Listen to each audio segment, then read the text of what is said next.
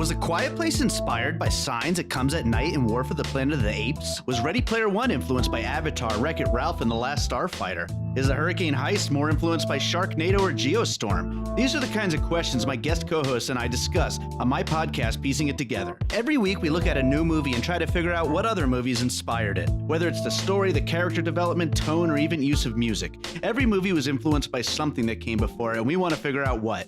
Check out Piecing It Together on your favorite podcast app or check us out on piecingpod.com. You can also follow us on social media at piecingpod. Piecing It Together is a part of the All Points West podcast network.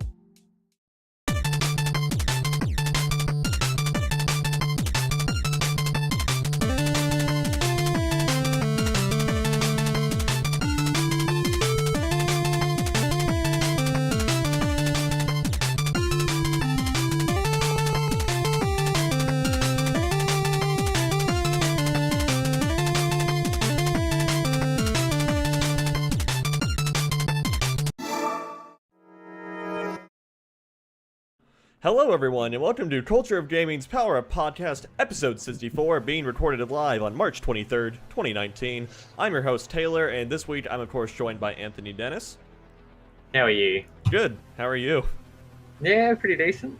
All right. My computer's working, which is good, no issues. I haven't installed anything incorrectly. No cords have come out, so that's the most important thing. Nothing's exploded yet? No, that's good. All right. That's a good sign. That's a good sign. What have you been playing this past week? Got back into a bit of Pokemon Let's Go. I've been playing through that again. I played like 6 hours of it previously and never really went back to it for like a couple of weeks. And I went back to it like 2 days ago, and it turned out that none of it had been saved, so I had to redo it all. Oh no! Oh. Did you not are you one of those people who doesn't realize it doesn't autosave? Well, I thought it auto-saved, and then apparently not. So. No, that's like the number one rule of Pokemon games. They don't. Cool. I don't so play many Pokemon games, so probably why. That's it. I was actually looking at kind of redoing a bit of it anyway. I feel like I'd kind of forgotten it.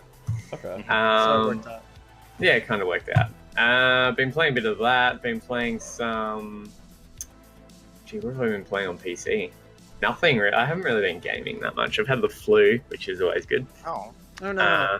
I've been not really bedridden, but had like shooting pains and all that kind of stuff. So Oh no. Okay. joyous. But aside from that, that's kind of about it, really.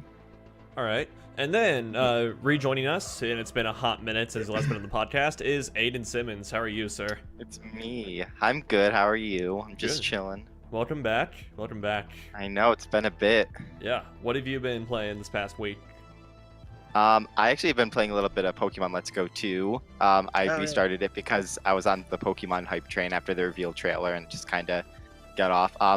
And I started to play like not enough. Like I played very, very, very little of Sekiro, but Okay. I haven't really gotten a chance to really play it. But like I just played like the very beginning of it, and I'm not really I like From Software games, but I'm not don't really play them a lot. So like it's kind of a new experience for me. So we'll just see it. We're gonna see how it goes.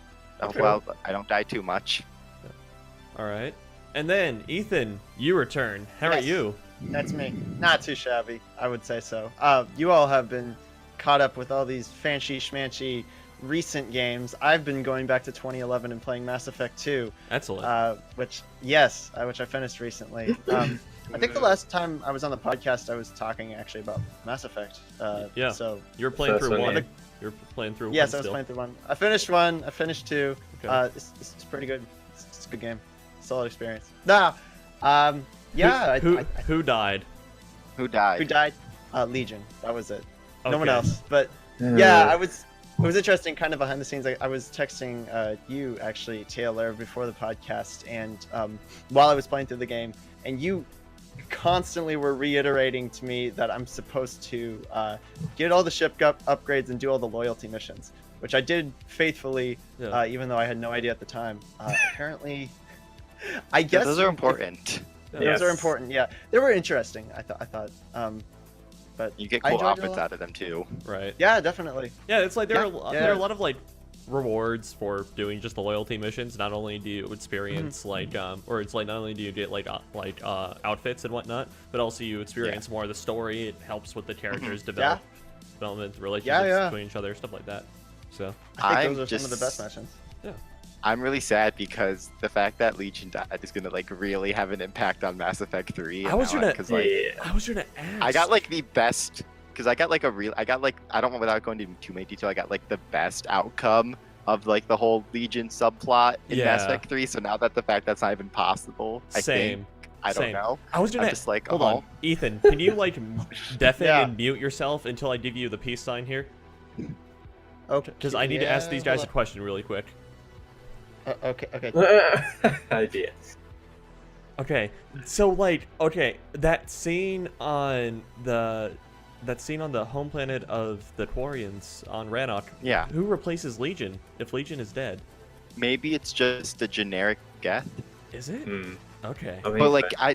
can you have you? But you can't because like I had them. I had the Geth and Quarians like a lot forming the alliance. So, Yeah, like, same. I don't know. Same. That was my outcome too, because like I saved Legion going through. I don't know. Okay, I what's think gonna happen I think to you him? just get replaced by like stock standard Geth, and that's it. Yeah, Oh. but it probably makes it a lot harder to do that. Okay. It's to, like like, with Align them. All right. I'm gonna bring him. I just wanted to ask that. All right. I'm bringing Ethan back. Okay. Okay. It's,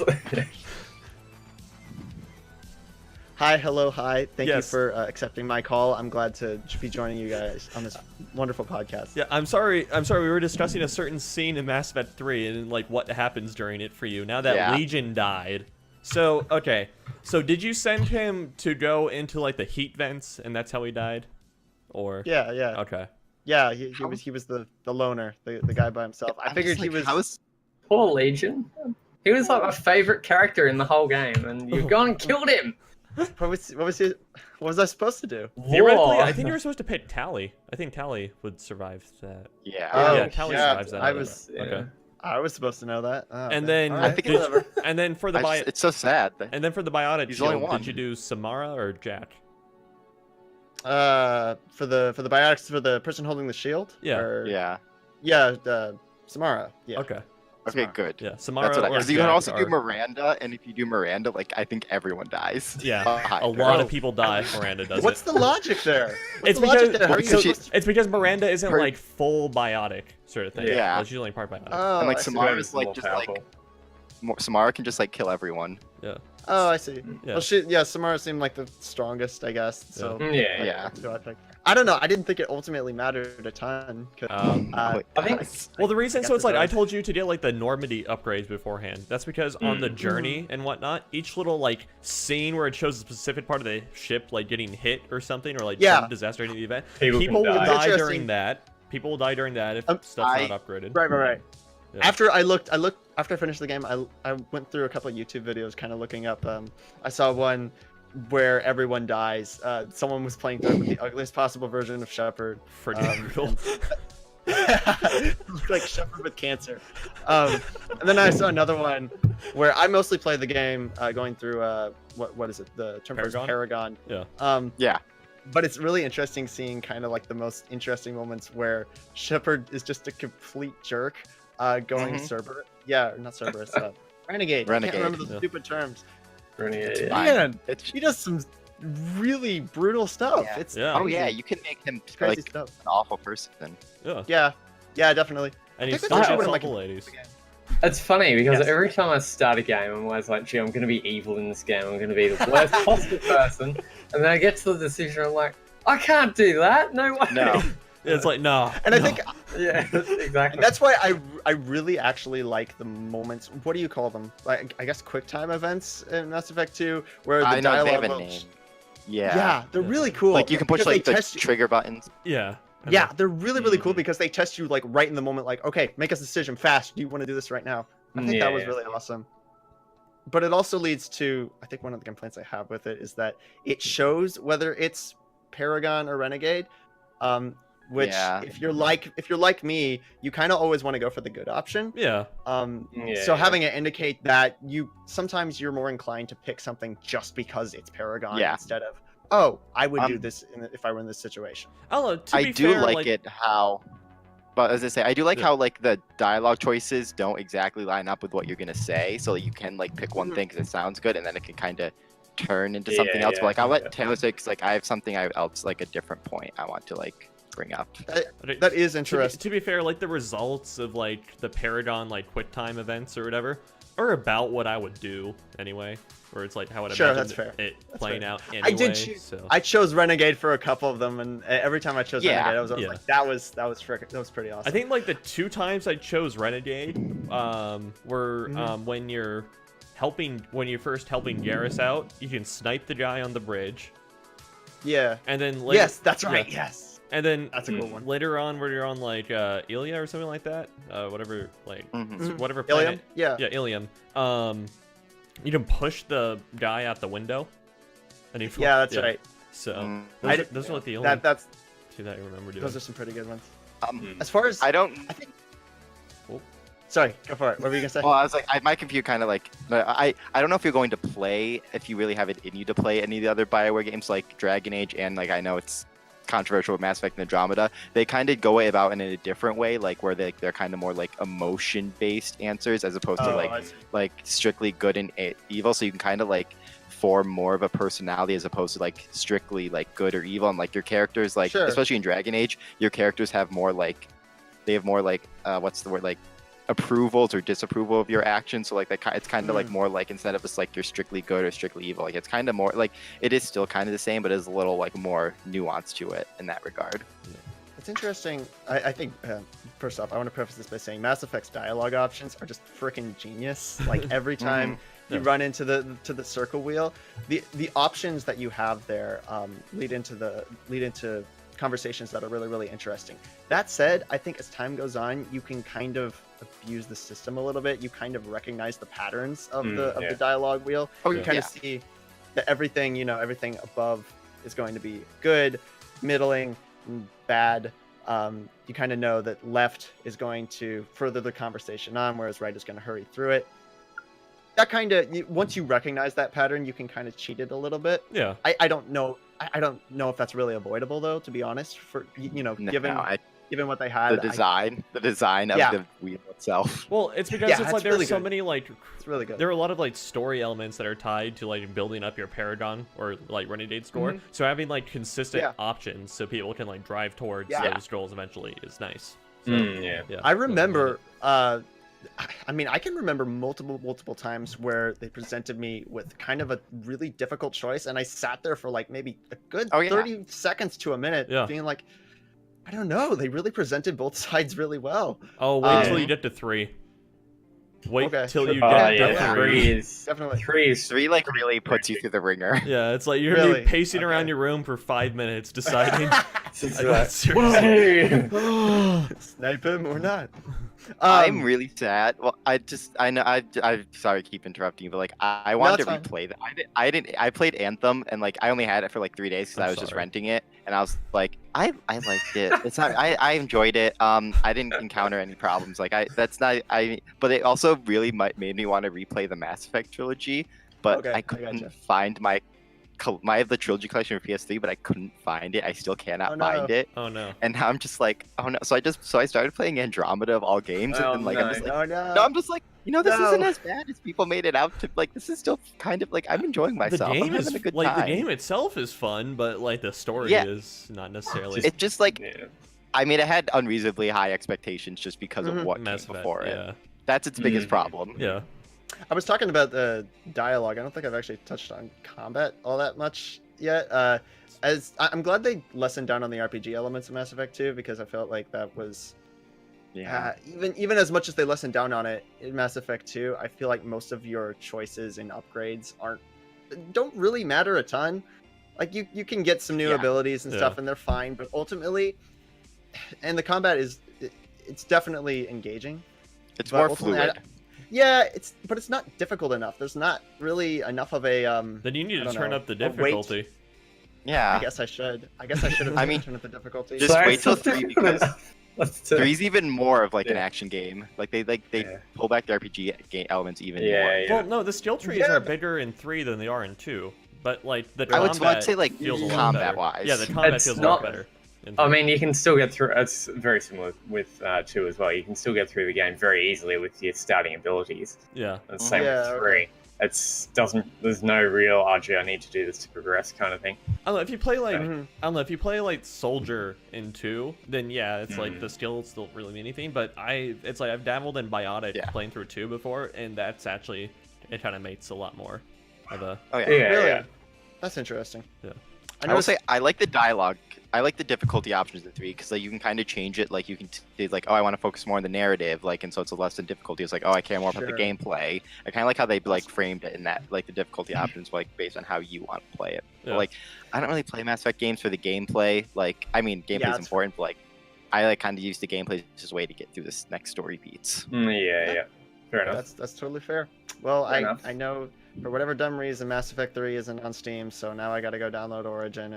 You already have Origin downloaded though. Work- You got work- Apex Legends. I already have it. Yeah. You have Origin. I just never use it. I don't like having multiple platforms. It's Get a Okay, code. this is such like a debate within the PC community right now. It's like I'm so sick and tired of how many other launchers I have to have for my games, and it's like, well, It's just an application. I think yeah, and it's I like get it and they how it's don't- kind of annoying, but yeah. they don't have to. It's like one, it. they don't have It's to just- auto start on system startup. Like you can turn that option off. 2, it's like Yeah. competition is good. It's like Steam should not be monopolizing the PC market. The only Yeah. like other PC game store and like launcher I have a horrible problem with is Epic Games, so that's a whole nother story. And 3 is it's just like you don't even need to type in the launcher and like find the game in that library. You just need to like Windows key type in the name of the game you want to play. You can just the launch the game. EXEs and just launch the game, and it'll auto launch If you whatever got a launcher is shortcut needed. on your desktop, you just click on it. It opens the launcher for like Yeah. 10 seconds, I- and I then am- plays it yeah. again. The launcher. I understand all that. I'm Okay. gonna download the freaking thing, but it's just Okay. it's just a mouthing. I know. I'm just saying. It was just like Yeah. that kind of. So if Yeah, I you use buy, Origin for The Sims, so like I'm very familiar with like I just have it just Okay. for The Sims. Like I have Steam and all my games, and I just have to, but I have to play The Sims on Origin. Yeah. So it's just like, I get it. if you that's buy 3, Ethan, if you buy 3 through Origin, you'll be paying Yeah. like $15 or so. If you go to a site like G2A or something like that, you'll get it for like $5. So really? have a search on Google. You'll get it for super cheap. Okay, gotcha. Thanks. Like Who knows? I never buy games through Steam anymore. I just get Steam codes off like third-party websites. Oh wow. And you save. Wow. Well, Hacking you're the saving system. like That's fair. 70% on prices. I've had many a Well, maybe- podcast discussing the legality and gray market of CD keys for PCMR. So I mean, I don't want to. That's Well- neither here nor there. But That's a slippery slope. yeah, it is. Well, maybe while I'm over on Origin picking up Mass Effect 3, I'll buy Titanfall 2 or something. I don't know. I'll have to think about it. Buy Anyway. Titanfall 2. Titanfall 2 is good. Yeah, I know. Alright. I will eventually. I finished Mass Effect 2, and I've been playing this indie game called Baba Is You recently. I don't know if anybody's heard of that one. Taylor, I think you'd like it a lot. You remember that game? Oh gosh, you reviewed like a programming game recently, right? Yeah, Wild yeah. to Learn. Yeah. While to learn, think about it kind of in that sense, except you do these really simple programming tasks where Baba is you. That is a program term. You have to line up these 3 words together. Baba is you in order to assign your character essentially, and then you have all these other modifiers that if you want to say wall is push, that means that a certain wall can be pushed. If you have flag is win, that means that the checkpoint in order Yeah. to get to the end of the level is flag.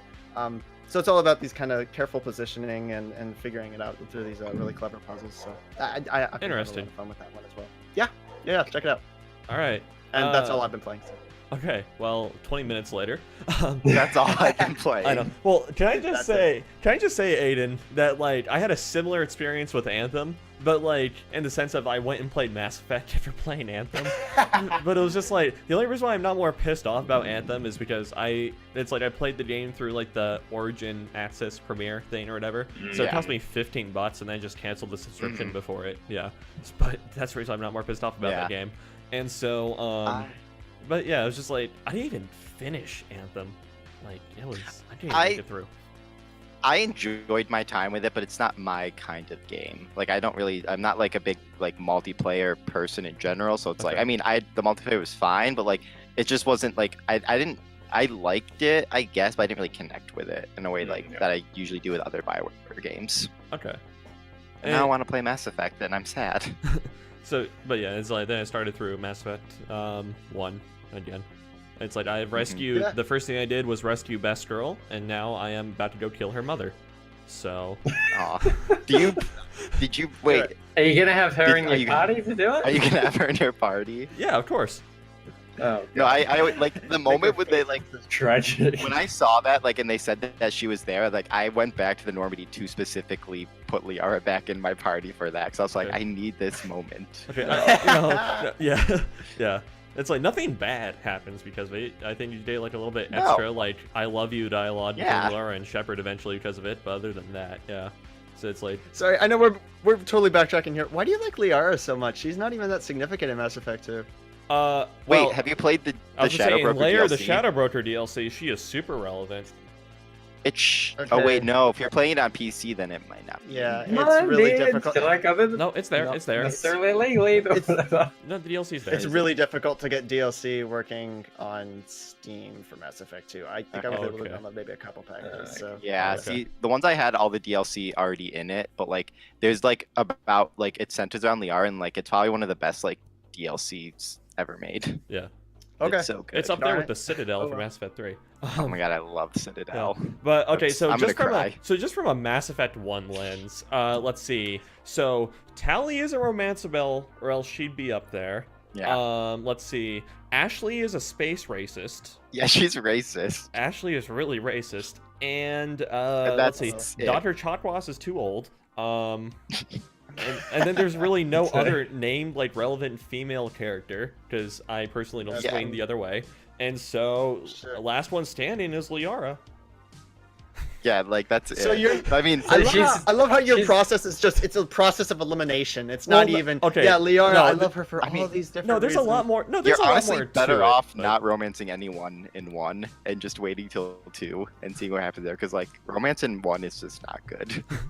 Yeah, also true. Oh. I don't know. There's a lot more reasons why I liked Liara over the others, though. But I like Liara a lot. So Frankly, I haven't romanced anyone up to this point because I'm kind of scared of those character models and what what they're capable of doing. Okay, I remember it's a 2011 game and it shows, so I don't think. Yeah. Okay, legit in Mass Effect 2, like if you romance, so it's like Mass Effect 2 has like stuff where it's like after the end mission, whoever you romance, you can have like up to, it's like you can call them up to your quarters, and like you either like sit with them on the couch or like lay with them in the bed or something like that. And it's in the most vanilla sense, like you're both fully clothed and everything. But I remember it's just like Mass Effect 2 was like the first Mass Effect game I played, and so it's like I romanced Miranda on that one.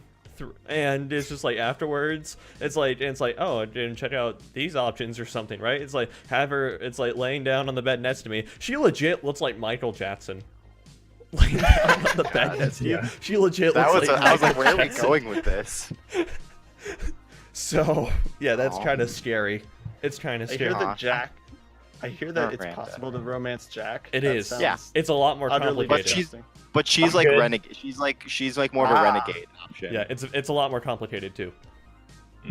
Yeah. Yeah. Okay. Whatever. Yeah. I will say, Liara, like, going back to Liara, I think she has one of the best arcs of like the entire series. Because, like, I mean, Oh, I really feel like you should play Liara the Shadow Broker because, like, it really informs a lot of what she is like in 3, Okay. and like she does a lot of interesting things in 3. She's very crucial in 3. Yeah. To be Yeah, fair, she kind of like. also keep going. I was like, she doesn't really like. It was kind of weird because like it's not what you would expect at all from her. Like she kind of like takes like a while, like 180 in like her character, like not in a bad way, but like yeah, it's just like you don't expect her in the like where she ends up. Yeah. Okay. I got you. Yeah. You know something? I think I've had enough of hearing about people space traveling and shooting plasma guns and everything. Taylor, what have you been playing? All right. So this past Mass Effect 1. No. Yeah. I don't know. This past week has been super duper busy for me, just like in general with like schoolwork and whatnot. And so it's like I've only really gained on starting back up on Thursday night. And so Thursday night, Setro came out. We got a review code for that, and so I'm doing the review for Culture Gaming. So yeah, I've been playing through Setro, and then I'm getting back into the Division 2. I played it a lot last weekend, and then I played it for like an hour before coming onto the podcast, just because I basically woke up this morning, went and got my coffee, came back home, and then just played Setro. until Okay. and so it's like, and it was like, you know what, I'm gonna play some Division 2, so I'm not totally tilted going into the podcast. Okay. Yeah. So word on the street with Sekiro is that it's harder than Dark Souls. It is harder than that Dark Souls correct? and Bloodborne. That is correct. I would say yes. Good night. It's also Wow. very different. It's also very different from Bloodborne. Well, yeah, and Dark it's, Yeah. yeah, that's So, what like, I've also yeah. heard that as well. Is it more welcoming? I feel like from what I've heard, I listened to like the Game Informer show or something. Someone on there said that the first couple hours are like a good level difficulty for Yes, kind of they are. They're not. Yeah. The Okay, that's first, good to yeah, hear. they introduce you to like boss mechanics very, very early on. Sort Okay, of thing, which is that's good. which is convenient because like yeah, you're gonna need to know that and everything. And it's like the first like miniature boss they have you go up against isn't anything necessarily to write home about or anything. It's basically Okay. kind of like, I don't know, to use a school analogy, it's like the enemies leading up to that first little boss are homework, and then is homework, and then like that mini boss is like this quiz at the end of the week or something, because like you need to test the very basic mechanics that you've play. practiced until now in combination with each other. So yeah, but yeah, Okay, I got you. I would say it's more welcoming to people who aren't super into Dark Souls or Bloodborne, just because if you've played a lot of Dark Souls, like I have, you're going to want to play this game like it's another Dark Souls game, but if you do that, you're going to lose. You're going to lose very Yes. hard. So, Okay, that's yeah. what I've heard. So, So yeah. how exactly does it differ? It's obviously it's a lot quicker. I'd imagine it's. Yeah. How does it differ? So in terms of what? Like just combat? In terms, or- how about combat? Combat. Okay. We'll go with combat. So it's largely it's like Dark Souls is about hitting things until they die, right? This isn't so much the yeah. case. Like theoretically, it's like in Sekiro there are lots of enemies where it's like you need to block their attacks and then attack them, sort of thing, and that's the only way you can kill them. Whatever. Yeah, If you yeah. just like slash at them, it won't give you the opportunity Yeah. to kill them. There are certain enemies in Sekiro also that's like even if their health bar is 0, they won't actually die because you need to do the kill move. The game, like the combat, all centers around doing kill moves on to the enemy, which are decently well paced, I think. But I think they're like it's like they don't necessarily slow down anything. They're just a little bit like they're just a little bit loud. And then like even my only complaint is like doing some of the stealth moves is like how does the guy like next to him not see this? Or it's like how did no one hear that? That was loud, you know? That's just video game logic. I know. I'm just saying. So yeah, and then yeah, that's pretty much how it differs in that sense. And then also it's just like in Dark Souls, it's like primarily it's like it's all about timing rolls to dodge attacks and everything. It's like, well, in this game, it's like certain attacks you can't roll away from, so you have to block. Others attacks you can't block, so you have to roll away from. And then it's like you're given like 3 different options for these attacks and everything. Or it's like there are certain attacks that you have to absolutely do one of those for, or outside of just running out of the attack's range. And then so it's like if they grab you, the only way around, or it's like if they go for a grab attack that you need to dodge, the only way to do it is to do the literal dodge option. If they go for like a stabbing attack, there's either this ability that helps you, or you have to time a block just right. And they go for a sweeping attack, you can't dodge or block it, you have to jump. So Okay, yeah, I got you. So it's all about picking up on the patterns, just like any other Soulsborne game, kind of. yes, but more so. That's the thing. It's just Okay. like yeah, Oh boy, it's like you have to. I got you. The game makes a lot you of think. repetition. Yeah, the game makes you think critically about how to beat the boss. I gotcha. It's as far as you've played, is there any like is the story pretty compelling? Obviously this is one of From Software's first games where they where they have like a set protagonist. Is it do they portray him in kind of a neat way? Yeah, I'd say that. Sekiro himself. Yeah, so he's not actually called Sekiro, I don't think. He's known as Wolf. Okay. He's Wolf. Okay, I gotcha. As far as I know. And so basically the story's a lot more direct than any other From Software game. Because, you know, it's like Bloodborne or Dark Souls, the story is told through like item descriptions and like loading screen tips and whatnot. The story It's more lore than anything. Yeah, the story is a lot more direct in Sekiro. And then also, it's like you do get some other story through item descriptions, loading screen tips, etc., etc. So, Gotcha. Yeah. That's pretty cool. I'd asked you in the Discord chat about kind of the world design, general world design of Sekiro. How does that differ from other Soulsborne game? I know Oh boy, Bloodborne and Dark Souls is a lot of this kind of mix between like linear with maybe a couple branching off the paths, and then it loops around on itself. Does it work kind of similarly to that? I haven't found it loop around itself quite yet. But from what I've seen so far, it seems like it more follows the Dark Souls 3 world design than anything. Because so for example, the main path that I was set on, sort of thing, was it's pretty much just like straight through out of the temple that you reach and everything, and around just a little bit. And so I reached this boss. He was an ogre boss. I think he's Ethan, as you brought up before the show, I think he's like shown off in like trailers beforehand or something like that. Okay. That's like yeah, that's right. Yeah, but to me, he's like the first real like difficulty check in the game. And so it's like I tried for like an hour on launch night to like beat him.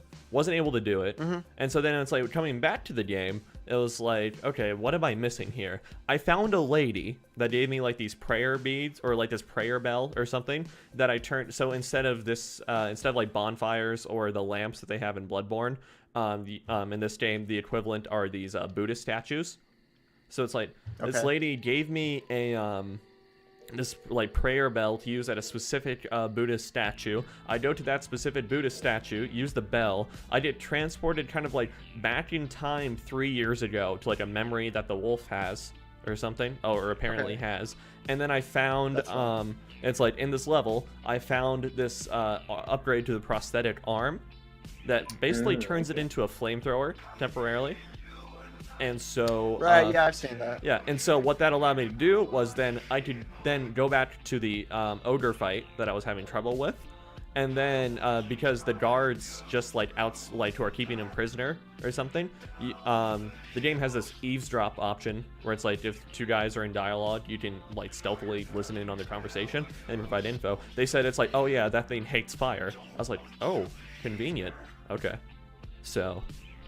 That is handy. Yeah, and so really it's like with the that. tool, it was like able to hand the boss's ass to him. It was no problem. Nice. And then Most importantly, and then pro tip, the next courtyard directly after that boss, there is another boss. So. Oh goodness. Yeah. Okay. Anyway. Dang. Most importantly, are you enjoying it more than Dark Souls or Bloodborne? You think it's a better game so far? I'm not sure if it's necessarily a better game. Yeah. Yet. Is it even comparable? I'm not even sure if it's comparable though. That's the thing. Just because it's like it's a very different skill set that you need to use to beat Sekiro than you would like Dark Souls or something. Yeah. So. Yeah, I gotcha. I should pick it up sometime. I'm very, very curious about it. But so far so good. I'm enjoying the game quite a bit. Nice. My one criticism is I'm not super sold on the mobility that the game offers you yet. Like, to me, the grappling seems a little bit slow and especially trying to run up walls or like grab on walls seems very inconsistent. But I'm not certain whether that's just me being bad or what it's an actual flaw. So somewhere in the middle. Yeah, maybe. So yeah, that's all I have to say about Sekiro so far. Cool. It's a fun game. You should go play it. Review in progress. I will. All right. Aidan, have you played it all yet? I know you're downloading. I played a little bit. I played the beginning of it. I haven't really gotten to it. I'm gonna dig into it probably like as soon as I get off of this. I really want to dig into it. Like I said, I've played like Bloodborne, but I've never played any of the Dark Souls games, so I'm like kind of not super familiar with the From Software like its playbook, pacing is closer to Bloodborne than anything. Okay. So, yeah. Like in terms of combat? Yeah, its pacing is closer to Bloodborne. Okay. So. Okay. So yeah, Bloodborne is like faster than Dark Souls, right? Yeah, so Dark Souls 3, which is the fastest Dark Souls game, Bloodborne is faster than that. Okay. So. Yeah, I prefer that in like determine my action game, so yay. Okay. And then Dark Souls 1 is very slow. As Ethan knows. Yeah. Yes, definitely. I couldn't even get past the first boss, Dark Souls 3. I'm good. No, that's legitimately okay, man. Like, Udet's Gundyr is like I shit you not, is the hardest boss in Dark Souls 3. Like, I'm not even messing around. Wow. He is like, That's not... for whatever reason, that is the boss I struggled with the most, was Udet's Gundyr, the first boss in the whole game. I mean, I guess, but once you beat that, it's just smooth sailing. Smooth sailing. Quote unquote. Well, no, so it's like the thing, and it's like, I'm of the opinion that it's like Udet's is a really bad first boss, especially if it's someone's first Dark Souls game, because of like the fake wind-ups and then like that massive hentai monster that he turns into at the end is just like, how do you react to that if you're a new player? It's like Vort, who is like the standard like second boss to be. I don't think there's any sort of sequence. No, you can technically. Can you? I don't know. Vort, who is technically I think it's like the forced second boss. I think you might be able to do Dancer of the Boreal Valley before Vort, technically. I'm not sure. I haven't killed Emma before facing Vort. But anyway, the point here being is that I think Vort would have made a much better first boss in Dark Souls 3 than you, Gundyr, would. So. Okay. Yeah. I don't know. I've still got it. I just need to re-download it. I might jump back into it and get killed lots of times and see how I go. I mean, Dark Souls 1 and 2 are now on. Oh, I don't know. You're on PC, I guess. So never mind. That point isn't valid. Now on what? I do have a Dark Souls Switch. 1 on the So, I was like, you play Dark Souls 1 on the Switch. I mean, Yeah, that's true. is it That's worth good. it? I'm still. I don't know if I'll ever beat Ornstein and Smaug at this point. So. Yeah, you just gotta go in and it's do a fun it. ride. You just gotta go in and do it. You just gotta go in and do it. Yeah, it's Yeah. 17 more times. That's fine. No, it's I like believe in you. no, you gotta take the I mean- Zweihander and yeah, just gotta go in and right their face. I played Demon Souls on PS3. I think that was on, Okay. and I found that kind of easy, to be honest. Well, that was kind of not so much hard, but it was kind of mid-tier. I died a couple of times, obviously, but it was a lot easier than Dark Souls 1 or any of the Dark Souls games. Okay. I remember I was listening to some sort of podcast, and I remember listening to somebody saying that they thought everyone was overreacting, and they thought that Bloodborne wasn't that hard, and I just. I don't know. To As me, someone who played Bloodborne for maybe 8 to 10 hours in the freaking opening area, I wanted to smash my earbuds in that moment. I don't know. With like Bloodborne get though, big it's like they give you so many like different mechanics in combat to like recover Yeah. or like mitigate your mistakes or something. So I would say I like don't know, man. So I don't know. I think like Dark Souls 1 and 3 are harder than Bloodborne, to be honest. Well, yeah, Bloodborne was pretty like newcomer friendly. Yeah. In a way. Like I don't know if it's easier, but it's like it's friendly to like people who've never played a game like that before. Yeah, and it's like I played Bloodborne after playing Dark Souls 1 and 3. So. Yeah.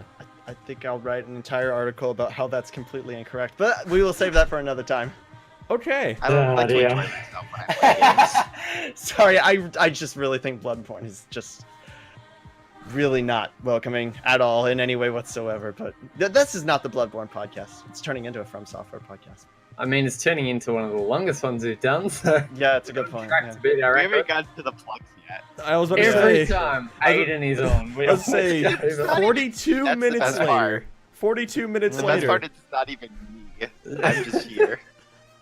42 minutes later, There the he main site is, of course, cultureofgaming.com. There you can check out all the latest gaming news, reviews, and opinion Oh, pieces. And hey, I'm doing this because we didn't do it yet. Like, that was our introduction. What have we been playing? Anyway, and then facebook.com/cog.net, Twitter @cog.net, Instagram.com @culturegaming, youtube.com/culturegaming, twitch.tv/culturegaming. There's a decent chance you're here right now. myspace.com/powerpod, and facebook.com/poweruppodcast. Audience can be asking us questions through everywhere while we're live, although we would much prefer it if you asked your questions through the Twitch chat or on our Twitter or on our community Discord. And yes, we do have a community Discord, the invite to which you can find on the right-hand side sidebar of the main site, which is once again cultureofgaming.com. And there you can interact with all the staff of Culture of Gaming, including the guys you see on the podcast right now. All right. Hiya. Yeah. So, and then we will try and get to your question as we see relevant to the conversation or have time to. So, I guess the biggest, like, gaming-related thing to come out this week is Google Stadia. I'm sorry, Stadia. Not Stevia. Stadia.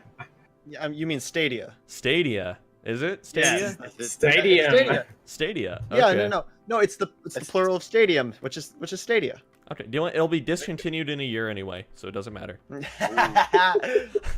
Ooh, Oh boy. Throwing down the Taylor, gauntlet. not making any friends today. We're setting the precedent here. Taylor is very, very negative on Stadia, and he will probably explain why in just a moment. Aidan, could you please, like, explain what Google Stadia is? Is this gonna be a running thing? I think so. I think so. Okay. Well, it's weird because we know what it is, but we also don't. It's essentially Google's gaming initiative, I guess. It's like a platform where like essentially cloud-based gaming, like you stream stream games. They have a controller. It looks kind of cool. We don't know how much. We have no idea how much any of it costs. Whether it's like you purchase the games or whether it's a subscription service. There's like 3 games we know exist on it so far. It's Doom Eternal, which is like admittedly is pretty cool. Assassin's Creed Odyssey, since they had the whole Project Stream. So that was called with it.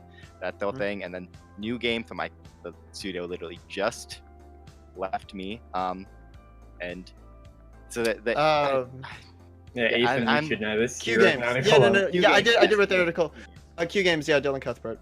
But like we don't really know anything about that, and like now all the things have just like they have some like weird cool things that like are kind of ambitious, but also like how are you gonna manage that? Like you can just like go to a YouTube type game and like just play that game automatically from that point. You can play yeah, if you want to chime in.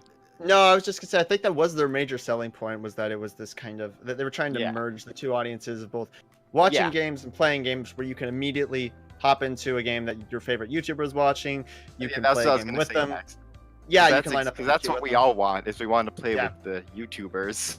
That's what I want to do. Really. Well, the funny thing about that, what were you gonna say? Well, no, I was just gonna go back on like the whole informational thing, but if you want to. No, sure. Well, no, I mean, as far as lining up in queues goes, like if that option is available, then like you're gonna have 10,000 people wanting to play with the same YouTube. Well, I've heard like differently. Really? I've heard differently in the sense where it's like, you know, say it's like you're watching a streamer play like through like set row or something. They keep dying at the boss, or it's like at a certain boss or something. It's like with this thing, you can pick up right where the streamer is in the game.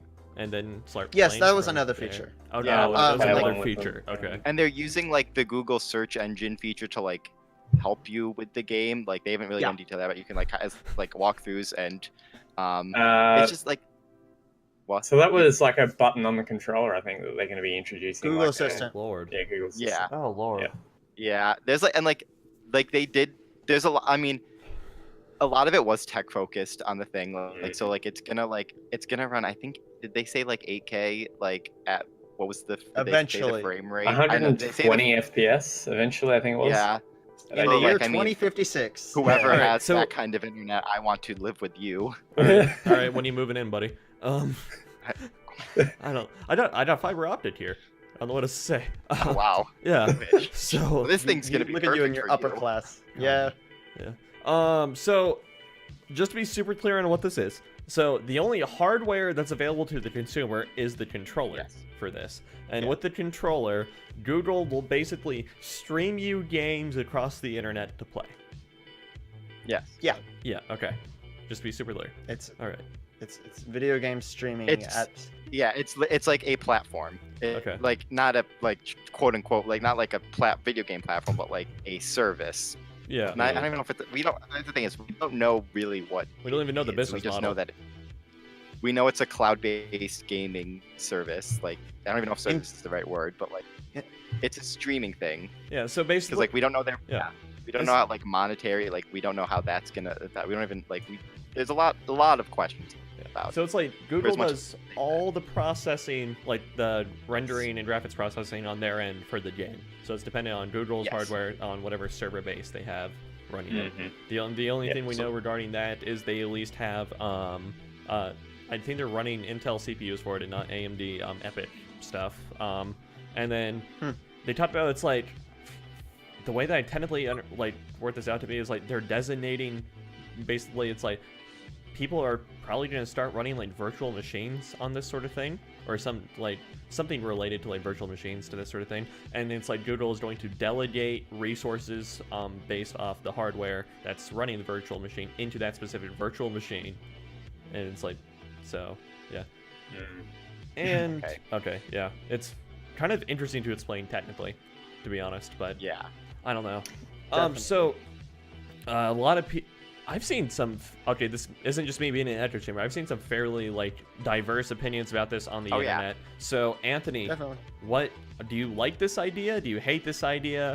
What do you think? I think it's one that's going to have its issues. It's definitely going to have like internet issues and all that kind of thing.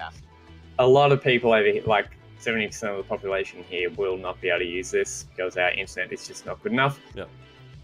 The UK, I'm not too sure about that. The whole idea of streaming a service, them doing all the work, them doing all the processing, I reckon that's a good idea. But the way internet just isn't at a point that it can be done yet. Like, there's not enough infrastructure with 5G coming out. Like, 5G here is like 4 years away still. Okay. It's they've got no infrastructure in for it. They've just done the NBN like a couple of years ago. They're gonna have to rip all that out, replace it all. It's technology just isn't ready for it, unfortunately. I reckon it's a great idea for in like 5 or 6 years time, but it's just not ready to do it yet.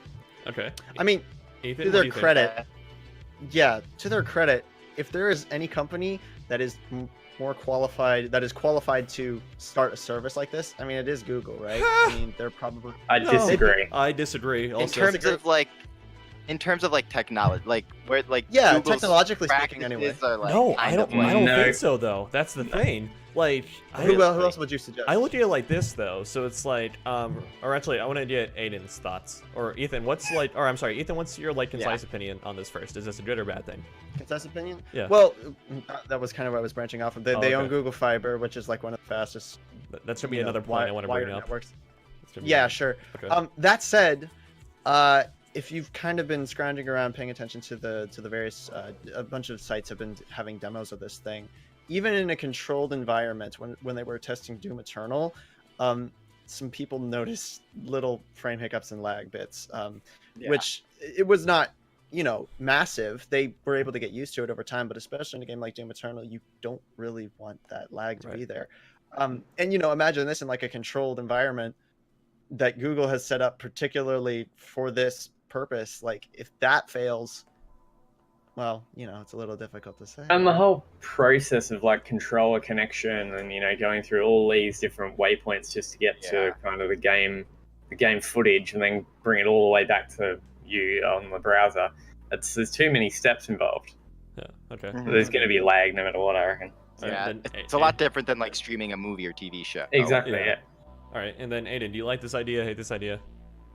Okay, so I have like kind of mixed feelings on it because I do believe that video game streaming is the future. Like, whether you like it or not, you see it with like Microsoft. Like, Microsoft wouldn't care if you use an Xbox platform. Like, you're seeing like you can stream their games on like PCs and phones and like maybe even the Switch in the future.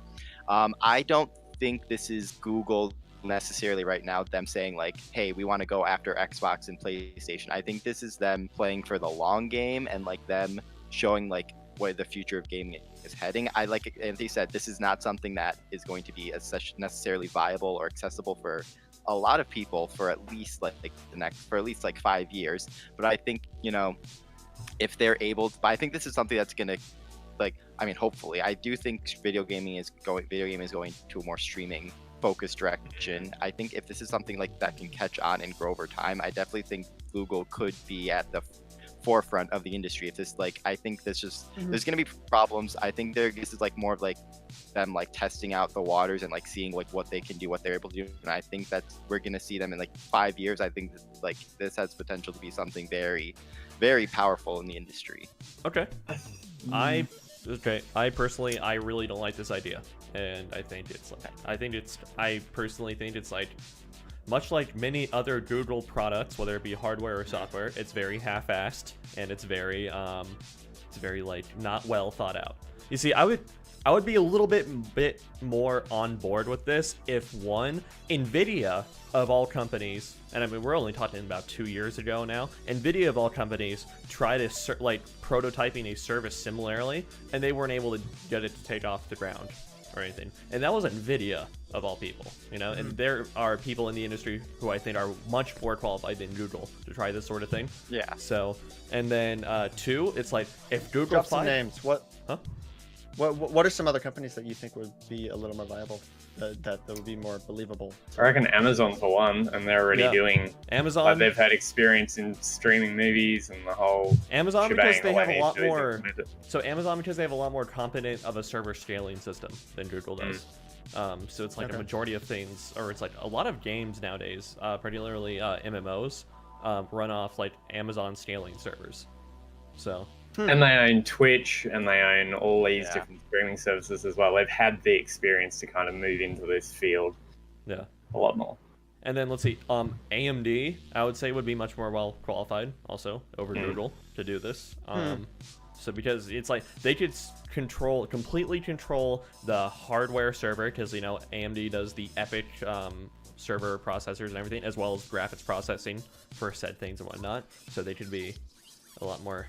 I feel like they'd have a lot more control over that. Kind of the same reason why I think Nvidia would have that as well. Even someone like Samsung would probably have a Samsung lot would have a more. lot better of a chance doing this. Honestly, Microsoft, I think, had a I mean, we already see Microsoft going to streaming, but like they have the infrastructure to do that kind of thing too. Like they are a tech-focused company. They were on hardware before they ever got into video game software. Right, Like I mean, exactly. we see that's something they're attempting too. Yeah. I think Google's more of a company that's kind of got their finger in too many pies, and they're kind of like all over the shop, and then they don't really finish stuff off. Whereas a company like Microsoft have been in gaming, they've been in PCs, been in and Microsoft, like Google's trying to push this for this year, which is absolutely insane.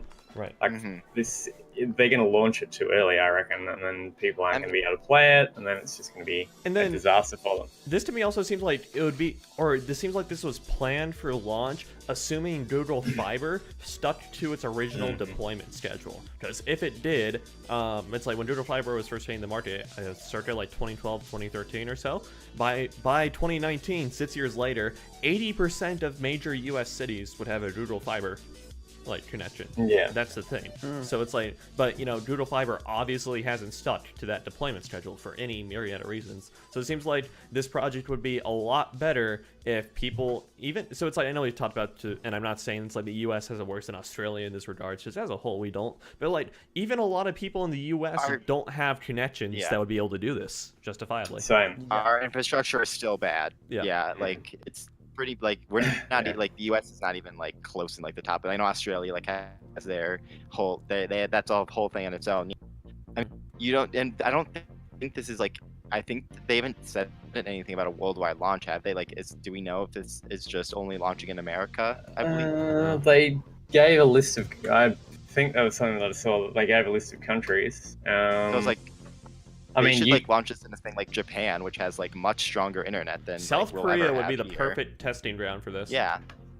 South Korea or Taiwan, or hell, even China. Just, you know, Google's been getting super in bed with the Chinese government lately, so I don't know. And then, all right, and then past this, it's like I have very little faith in Google nowadays because all of their hardware releases have failed. And this isn't as hard of a hardware release, but like, you know, it's a controller, right? So it is technically hardware. And then past that is like, Google has a history of like pouring a ton of development and resources into like an app or piece of software for people to use, and then abandoning it after like a year. Like Hangouts, Google Hangouts has been resurrected and released 3 times in the past 5 years. There was Google Allo, which was Google Plus. Yeah, Google Plus. I forgot about that. Google Allo, which was supposed to be their iMessage competitor, that died last year. Also after like a year of service. Google Glass. Glass. Oh yeah, that's right. That never came to fruition. Let's see. They made a derivative of Gmail called Inbox that offered a lot more competent of like organizational stuff. That dies in 13 days. After being did you see the website, like what did Google, like it's like what did Google kill or something, like it's so just a whole website of like everything Google's made and like when they died or like things that are dying, and it's just like a whole like you can just scroll through it. So yeah, no, Google's like they don't have a great track record, but I think, I don't know, I really want to believe this is something they stick to, because if they do stick to it and like really like push it and like work on it, even if it has like a kind of a stumble launch, which like I think it's like there's going to be problems, I think that's guaranteed. I really think if they stick to it, they can make something special with it. But like you said, they have to stick with it. They have to like remain engaged in it. And that's like, and that's like one of the biggest problems I have is them sticking with it. You know, it's like they don't have a history of sticking to things. You just look at their list. You got Google Wave, which should have been Slack. You got Orkut, which should have been Facebook. Google Plus, Google Hangouts, On Air, Google Answers, Google Catalog Search, Dodgeball, Google Note, Google Page Creator, Google Video, Google Glass, and Google Knoll. And they're all dead. Yikes. Yikes. So that's a bad. That is a bad. That's every project they've And done. the thing is, it's not like basically, it's not even like they're launching these apps until when there's no demand for everything. You know, Android has a massive demand for a iMessage competitor. You know, it's just like but they release these sort of things that are not feature parity with the competition, and then they update slow, if not at all, and then they wonder to themselves, aren't more people adopting and stitching with the service? It's like, I don't know. Maybe One good thing they did was work with funnily enough, they worked with a Chinese company called Xiaomi on a bunch of phones and like tablets and all that kind of stuff. They update their phones once a month. Like whether it's a security update, they get all the updates for like Android super early, like at least a month early. That's one good thing that they've done at least. I've got a Xiaomi phone, so it's pretty decent. Google's Pixel phones are pretty bad. Like the only because it's like, it turns out stock Android is not quite the pure experience that people thought it was, but also it's like just like the hardware is very lackluster compared to the competition. The only like saving grace around the Google or the Pixel series is the camera sensor, which is still one of the best in the market. They also had major tech issues with those phones as well. At least a bunch of them over here were like, I think they were jamming or shutting down or something randomly and something or other. So. Yeah. Well, I mean, you know, it's easy to look down on all these smaller projects that failed, but I mean, it's kind of undeniable. So what? I don't think it's fair to call these smaller projects, though. I mean, like, I'm some talking, when you are, compare it, some are, but but I mean, when you compare it to stuff like Google Chrome or Android, like it's undeniable. Google has created some of the most influential software on the planet, including, I mean, just their freaking search engine, and they're also one of the richest companies on the planet. They have the resources to dump into this. So assuming that they don't drop it, I mean, this could be incredibly influential. It's going to go, honestly, I could see it going, it's going to go either one of two ways. Either it will flop like you got, like all their other projects, or it could be like what we saw, what happened with the PlayStation and the CD-ROM, or it could be the rise of the online game. I don't know. It's going to be one of the two, black or whites, and I don't see it being much in between. I think the big thing is like there is a lot we don't know about it, and I think 'cause they said we'll find out more over the summer, like pricing and stuff. So like if this is just like if it's just like say like a Steam where you just like purchase the licenses for a game and then or is it like a subscription service? Like I feel like that will kind of clear like the more when we learn more about it, because like I definitely think with Google, like this whole thing, it's Google wanting to get more people the game, because the idea in the like obviously execution is different, but the idea of streaming allows more people to play games that necessarily wouldn't be able to, because all you need is just a strong internet connection essentially. Like you need more than that, but like the idea of it allows more people to play games than you would just by buying like a console or something, or buying a high-end PC. So I really think if they market it well and like show like, hey, like I said, if depending on like the pricing of it, I think it does have potential to get more people into gaming that wouldn't necessarily shell out the money for like a PlayStation or an Xbox. Okay, I don't want to. Sure, you can already see. Or I don't want to hang on this too much, sure. No, I don't want to necessarily push back on 100% of what Aidan said, because I agree with him on some points there. Sure. But it's more, but like maybe this is just me. It's like from, I don't know. It's like I feel like people that are willing to pay for the internet speed to do this sort of thing are already somewhat tech savvy and have devices in their home that like do more than just like check email and go on Facebook or something. Yeah. So it's like fair. I feel like there's a really strong overlap between people who have like a strong enough internet connection for Google Stadia, and it's like some people who already own like a Xbox or a PS4 or like a gaming PC or something. I definitely agree with that, but like it's just like I'm sorry for cutting you off, Ethan. No, but, it's fine. It's like you see it for something like Netflix, like more and more people would rather like subscribe to like a Netflix or Hulu to watch their movies or games and go out and buy even buy digitally like their own copies of a movie or TV show. Yes, gaming is a little different because it's it's more complicated of a process to stream a game because there's so much more factors and moving parts, but I don't think that's something people are necessarily going to think about. Like it's just like people want ease of use and more convenience, and like streaming does give them that convenience. Like all you have to do is just like go into the software, the OS, and just like click game, and like I guess it's not that simple in execution, but like it's just a lot easier. Like I think the consumers are moving more in a generation of wanting more ease of use and more convenience. Okay. Sure, and I think that's also where they have to provide the incentive as well, right? All the Yes. ease of use, ease of access, that's all fine and dandy. If Google doesn't have something like a freaking Halo that launches on the release of this service, they've got to give something that will make it Yes. worth your price. And I think that's where they announced a first party development studio that they're planning Yes. on releasing exclusively for Google Stadia. If they come up with something that's freaking fantastic that is impossible to ignore and it ends up being one of the greatest games of all time, that is what's going to launch this service into the stratosphere. I mean, you laugh. It's kind of No, I know. right now, I but mean- like Halo, yeah. Where would the Xbox be without Halo? Frankly, Like we Yeah, said, but Google- that's a little bit of a different thing because that's an actual console. If it's like Netflix, it didn't need a movie to actually launch it, did it? Because everybody just Yeah, went that's out. But and was like, nowadays, bang. people do go to Netflix for their originals. I mean, Yeah, yes, they go there for are like Stranger the Things, reruns they of go for shows, but Castlevania. like I don't. yeah. I know, I'd That's say the like thing. people still like. I mean, this also Netflix also paid like $100 million for Friends, so like it's not necessarily like why, but like I think, I mean, like you said, Google has the money. They have the money to put into game development if they really want to like focus. I mean, they have Jade Raymond, who like is like who helped create Assassin's Creed, like one of the most like game developers in the industry. Like they like the fact that, I mean, they could just be hiring her for like, I mean, yes, EA, like she got stuck with EA and like saddled with their Star Wars project, but like I think the fact that they like sought someone so notable in the industry shows that they at least want to, at the very least, give off the impression that they are serious about this. But I would imagine that they want like, hey, like we are actually serious about like making games for this platform. Okay. Yeah. For me, You know, it's not so much the whole business model and everything. I think they can knock that out of the park without a problem. I think it's just technology that's going to be holding them back. Oh At yeah, least. no, I think that's the biggest hurdle is like, how are you gonna be able? How is this gonna be something that can go in like a home in like the biggest city in the world, or just like someone in like the Midwest of the United States? Right. And it's like, it's like I've tried past it because, like, as I aforementioned, NVIDIA has tried this before. I've tried multiple demos as that project progressed of like their service and everything, and not one of them were good.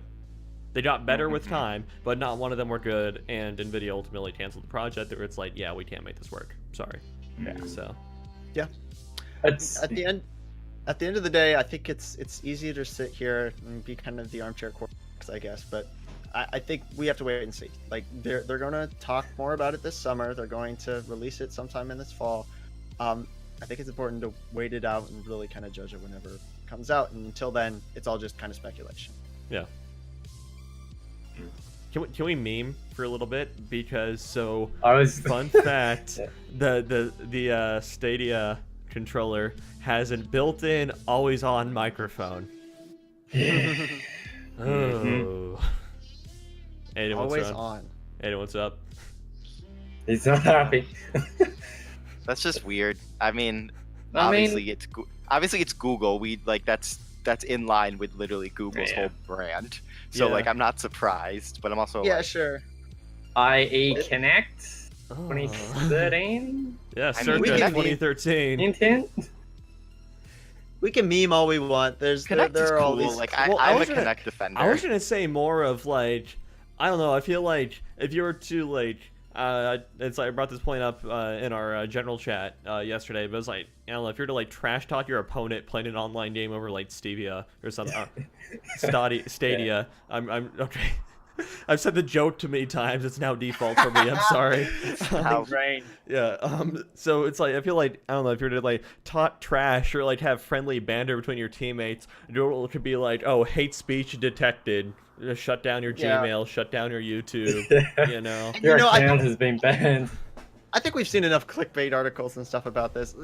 You see it in Apple devices, you see it in Google devices. They have always on microphones, but they're not using it to send data to Apple or Google or whatever. They're using it to detect if you're wanting to activate Siri or Google. Well, okay, okay, this is kind of weird. So it's like the way that whole like voice detection thing works, and this is same for Siri, same for the Google Assistant, same for Bixby on Samsung phones, same for Alexa, same for Google Home. It passes speech into a server, in order to it passes speech into a server in order to determine if the wake phrase was detected. Okay. So it's constantly yeah. sending speech into the server. That's the thing. So Oh, okay. yeah. I And got so it's like Yeah, I think this. Yeah. it might work a little bit different on phones because it might work a little bit different on phones because phones have battery usage to contend with and everything, as opposed to like a Alexa that has to be always plugged in. So When I was saying about Connect, they were looking at doing the whole always on camera thing, remember that. which was going to be very not do good. you remember the Mountain No, Dew yeah, verification can meme? Do you remember that? Huh? You remember the Mountain Yeah. Dew verification can meme? Yes. Okay. Okay. By the Totally way, does look kind of cool though. we've been live for an hour and 10. I'm We aware. haven't got into news yet. I mean, this This I is mean, kinda I don't close. know. This is kind of the This biggest is- news. Yeah. This is We good. could though. have, yeah, we could like kind of like rearrange the show if you so choose. What do you I mean? mean, Shuffle like, it. we are a podcast. We are supposed to discuss this kind of stuff, so we're doing our job. that's Yeah, I mean, this is news. This Yeah, is like definitely. this is I mean, no it's one. like This is potential. in particularly no one's particular news. This is just like the This leading. is like potentially like the biggest like video game related story of the year. Or the biggest flop, potentially, as well. Well, I mean, So, just like as a it's news big. story, not Yeah, space as a in news sense, story, the biggest news Yeah, story. it's massive either way. It's So Out of curiosity, when is the whole Amazon and Microsoft streaming thing supposed to be launching? And apparently Apple's doing one as well now. well, the Microsoft Isn't everybody? hasn't been, like, I mean, everyone's doing it. The Microsoft hasn't been like the console thing. No. So they're Project X Cloud, which is their streaming service. Oh yeah, I don't know.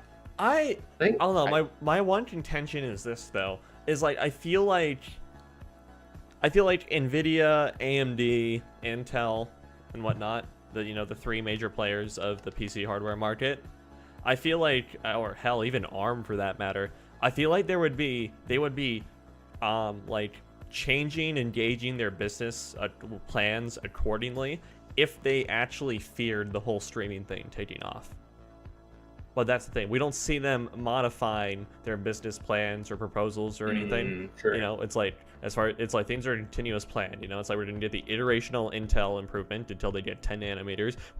We know what we're getting from AMD this year, and it's not like they don't know what's coming down the industry pipeline.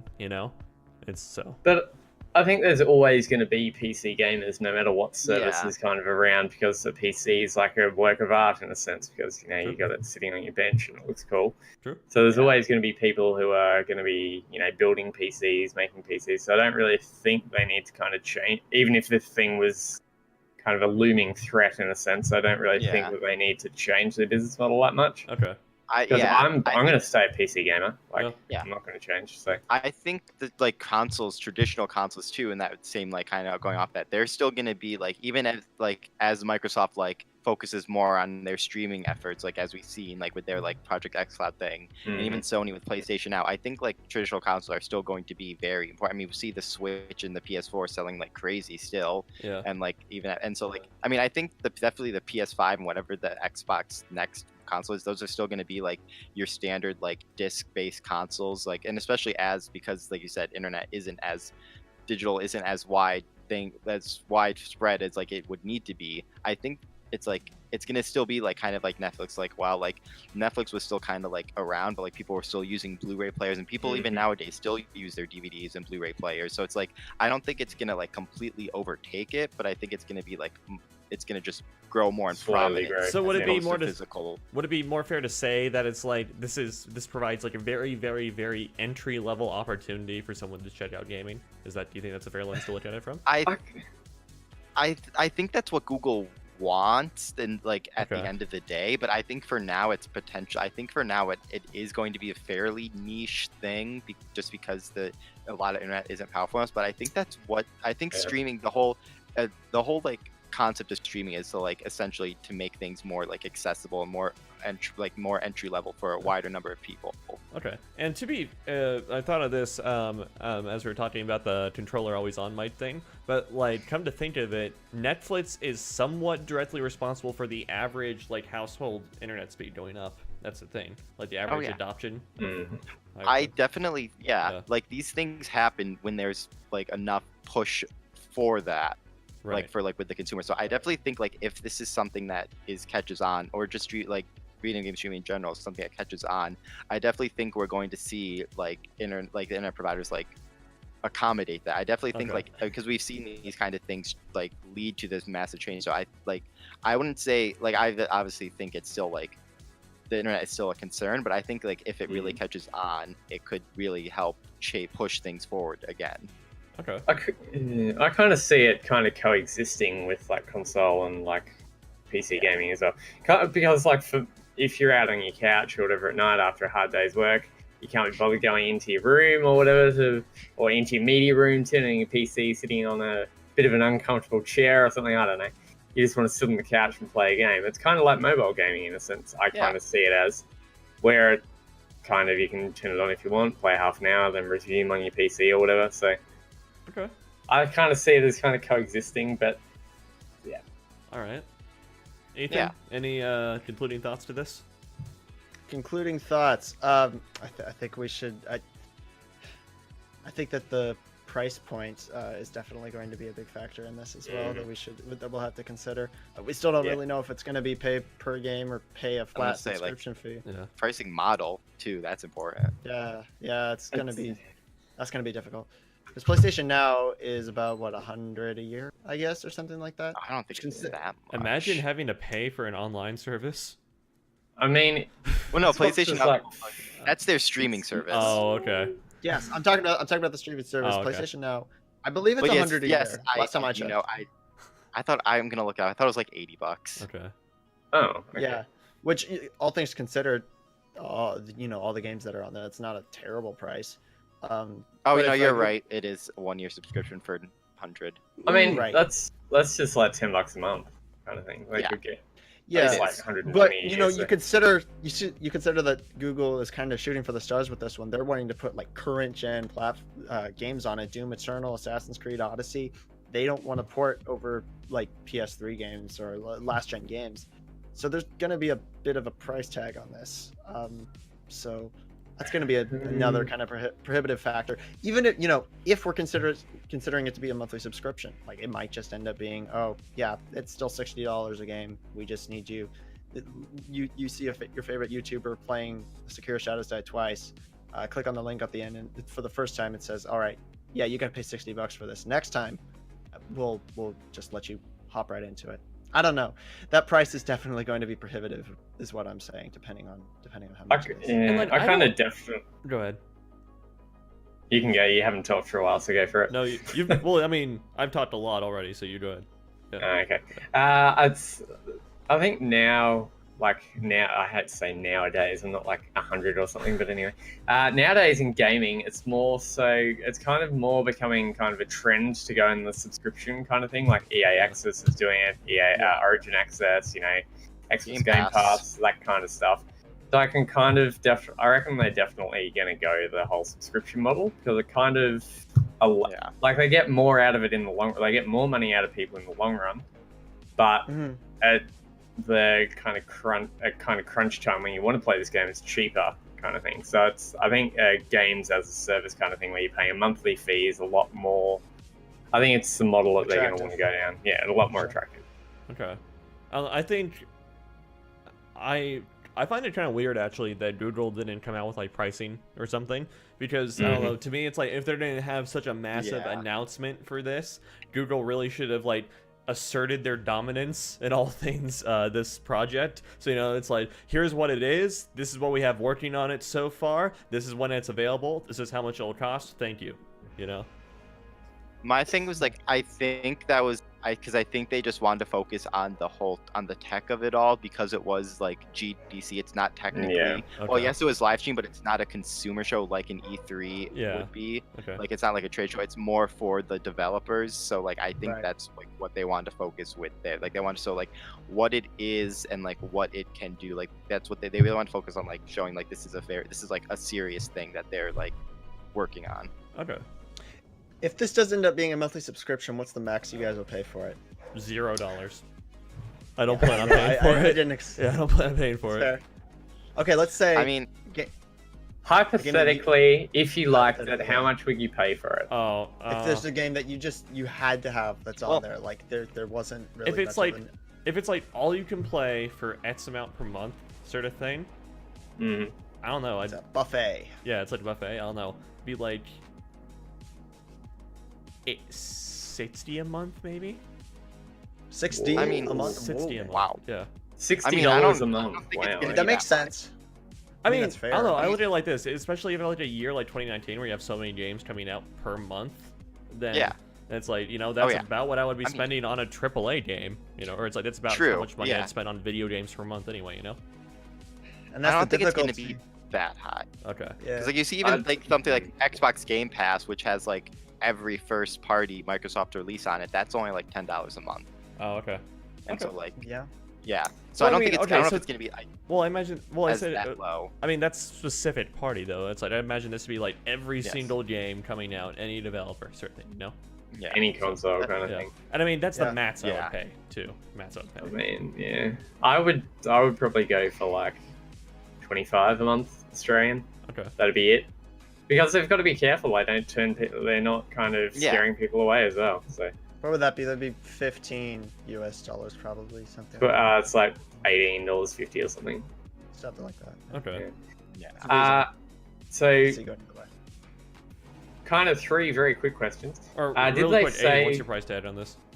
Yeah. It depends because like I mean like I said I know that the whole point is like what is but like I just want to I need to know what more about it before like I can like Sure. say like what it is 'cause, like is it gonna be like kind of like a Steam based thing where you like Yeah. piecemeal buy these games or is it going to be like just a service because like I like that kind of changes like depending on like that would change like how I feel about because like I just want to know more about what it is like before I really can like Fair like I enough. like the idea of it and like I can talk about like what the potentials are but like without I can't really say how I feel like how I'm gonna use it until I know what it actually will Okay. be the experience of it. That's right. And I think it's like really quick. It's like I think pricing. It's like the pricing will be the first chance Google has to have a misstep with this service. You know, it's like Yeah. pricing could either like yeah. It DOA definitely it has to or- be low enough to Yeah. like get more because like that's why Netflix and like things like Netflix and Hulu hit on because they were just like before Netflix kept raising the prices Netflix was like $6.99 a month like Yeah. for like its streaming service and like that like got all these things so I don't think it's going to be that I think it has to be higher than that but And like, it's like, yeah. maybe, remember, like, Netflix 15 started or, like, as like DVDs by mail too, and then they offered Yeah. a streaming service that was like cheaper than the DVDs by mail service, and it's like, oh, that yeah should. All right, Mm. Ethan, what's your price for this? It depends on whether there's a big exclusive game coming to the platform. If there's something that looks absolutely phenomenal that I'm not going to be able to anywhere, Halo. I mean Yes, there Halo- will be but there like will be. Announcing the Hell, it Halo depends on- Master Chief Collection exclusively on Google Project Stevia. Oh goodness. Thing is- Very special Consult your edition. doctor. Consult your doctor before using. Nah, I don't know. 30 a month probably. Fair Even that, I don't know. That's dubious. Okay. Again, yeah, unlike Aiden, I probably have to. Okay. Yeah. All right. So, if I can go back to the whole controller always on mic thing, could you think Oh, you could nice. like train your controller to talk for you? So it's like, okay, Google, destroy these noobs, and it just goes off on your opponent or something, mean, you know? how much do you want this thing to cost I don't know, but And like, it's just the Microsoft voice text to speech that you see on YouTube so much. yeah. I am going to go off on something. Well, it's like Google likes to throw AI into everything, you know? So I mean, Yeah. they have Google. I mean, I can't remember Google now. Did they Assistant. mention Google Assistant in this presentation I at don't all? think they did? For what purpose? Well, it's gonna Yeah. be part of it. It's gonna be part Yeah, of it it. is. They have a It specific button is. for it. Yeah. Hey, Yeah, good, there's cool. a- I'm There's playing a button on the controller. Anthem. it's Can like, you please hey, book a Google. doctor's appointment for me? Like, no, I think that could Hey be Google, no, that could be kind destroy of. everyone. I know. No, I think that'd be convenient in the sense of, I don't know, if you're willing to drop the multiple thousands of dollars it would cost to have like your home outfitted with the Philips Hue lighting and everything, then like, Yeah. okay, Google, I'm playing Doom Eternal. Did my phone go off? No, it didn't. Okay. I'm- You know, I'm playing Doom That would Eternal, be like fun. the lights go red and orange and whatnot. And, yeah. So make it feel like hell as much as possible. Yeah. Yes. Okay, Hell Google, on earth. go for a hellscape. Let's go. Yeah. Yeah. Okay. Did they announce the price of the controller? No. Okay, great. We know Does anybody nothing else? about the pricing, Awesome. Yeah, like literally nothing. which is Does yeah. anybody else know? Does anybody else think that this feels super rush? This whole service, like Well, 3 months ago, there was nothing, and then now it's just we're. Well, I mean, I already I brought think- up the point that's like Google should have asserted their dominance more and be like, this is the service, this is what we can do with it, this is who we have on it so far, this is what it'll cost, this is when it launches, you know? Just made it a Yeah, I don't think it's rushed enough in that sense. In that case, because I mean, I they think- announced it. the rumors have been coming on like I think since 2016 that they were like planning on something gaming related, and then like last fall we saw the Project Stream test with Assassin's Creed Odyssey. So I definitely Yeah. think this is something they've been Yeah. because this is definitely something that they've been working on in the background. Like I mean, for a while. we've been hearing about Amazon and Apple's things for like ever now. So I just think it just seems rushed because they announced it's 2019 with a 2019 release. Yeah. With, like, Yeah. and it's with Fair such a big project like this. Do Can we we say Oh. I think it was a nice change of pace watching a company like a technology focused company like Google at a gaming focused presentation, because they brought their own sense of style to it. Like it felt like I was watching WDC instead of like an E3 show or something like that. It was strange. It was different. Anthony, what were you gonna say? Do we think we'll see anything more at E3? I don't think so. I don't think so Because I either. think Google Okay. wants to is powerful enough to do their own thing for one, and I think they want Mhm. to do their own thing. They want to like be their own. They want to dominate the conversation. I don't think they're gonna be a part Yeah. of ETH. Fair enough. This is totally a derivative subject, but like, you guys see that Sony is doing their own like Nintendo Direct style thing Yes. coming up here? That, Isn't that like in a few Yes. days or That so? is weird. oh yeah. It's like the hold on. 25th, I think. I think it's on Monday. I'm looking this up because Okay. like I mean, how much are we gonna bet that's what they're gonna do during E3 instead of because we already like. I mean, because Nintendo's technically part of E3. I mean, Yeah. Nintendo still has people on site to do like the treehouse and whatnot, but then it's like, as far as we know, Sony is just gone. You know? Not. Oh yeah, it's the 25th. Yeah. Okay. Oh, No. well, tomorrow for me, but Yeah. it's not tomorrow. 2 p.m. Well, 5 p.m. Eastern, 2 p.m. Pacific. Okay. Okay. It's 7 a.m. for me. Brutal. Oof. Have fun. Brutal. I mean, I wake Wow. up at 6 anyway, so whatever. Why don't they ever think of you? Right. Nintendo does it at like midnight. Like what? Okay, that to be fair, that's like really because they do it based on Japan time, so that's like realistically the only time that the whole world is up. Not good. What? I'm up at 12. Sure. It's so only midnight. 12 midnight, right? That's like, Yeah. by comparison to you, Anthony, that's like 10 p.m. in Japan, which is Yeah, Like, which is could reasonable do- for people there, you know. and it's like 9 p.m. on like where I am, or 9 a.m. Yeah. No, no. Well, why don't they do it like after work or something? It's That way 6 in they the could- morning now for me when they do it now because of daylight savings. Yeah, Yeah. Oh goodness, that's fun. Yeah. I mean, they get Google enough Stadia, views, so guys. whatever. In Hawaii, Google it's Stadia, like guys. 2 in the morning. Okay. Anyway. Well, that's like. All right. So do Google you want? Stadia, gonna be a wild ride. Gonna be a wild yeah. ride. Yeah. All right. So you video want- games. Yeah. Yeah. All right. So, Ethan, we got 2 new games kind of coming down the pipeline, and you're gonna be able to play Sneaking? this on, huh? Sneaking. No, I Sneaking said, down. I said coming down the pipeline. I think. I don't I know. know. Oh, okay. Sneaking down the pipeline. Whatever. Do you want? Okay. And they are playable on a native home console. I just have to start calling it that Yes. now. Yeah. So you're Yes, not gonna that's have to right. stream these games or anything. You know, it'll be okay. Just play it on whatever platform you got now. So what are they? Yes.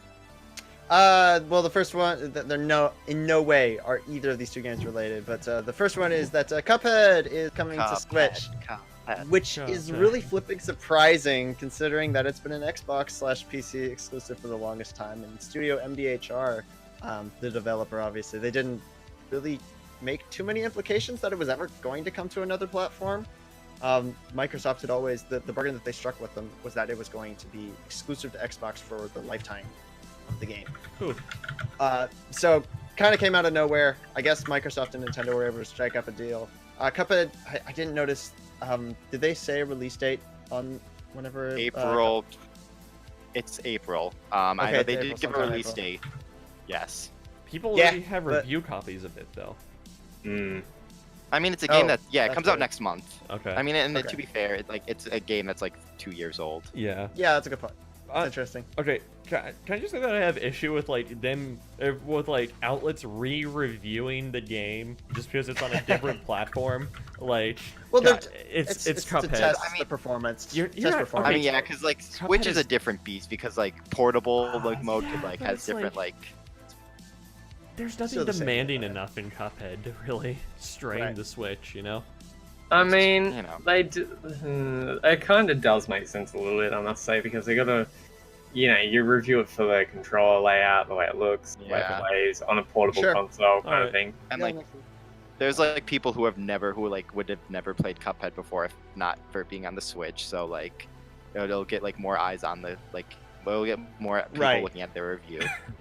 See, okay, Yeah. I wrote an entire kind of a satirical article about this. About this is like the most recent of many times that this has happened to me, where I've played a game on PC specifically because it was not on Switch, and then it ends up being announced for Switch, and I'm getting really flippin' tired of it. I played like Grim Fandango, Inside, Limbo, Resident Evil 4, and now Cuphead, all on Oh. PC before they were announced for Switch. And I Would you just are wish these I had known games before. that you would Hi, are these games you I'm would Ethan. I suffer from Hi. PNSRPD. Or Yes. PNSPRD. Better known as post Nintendo Switch port removal I was depression. gonna say That's me. That's me. I am the even know person this. who wants every game on Switch, but are these Yeah. games that you would like what these are those games that you would be like, oh I must play on Switch? Like Yes, they are 'cause every game is objectively better on Switch. I've already clarified this. This is not every Mm. game. Oh. I know. I'm messing around. It's just A lot of games I like- are. The Dark Souls frame rate dip in Blighttown bade to differ. Yeah. Actually, I played Dark Souls on Switch and it's actually not too bad. Oh, It's, okay. One. Yeah. Yeah. I think Cuphead on the Switch is gonna be great.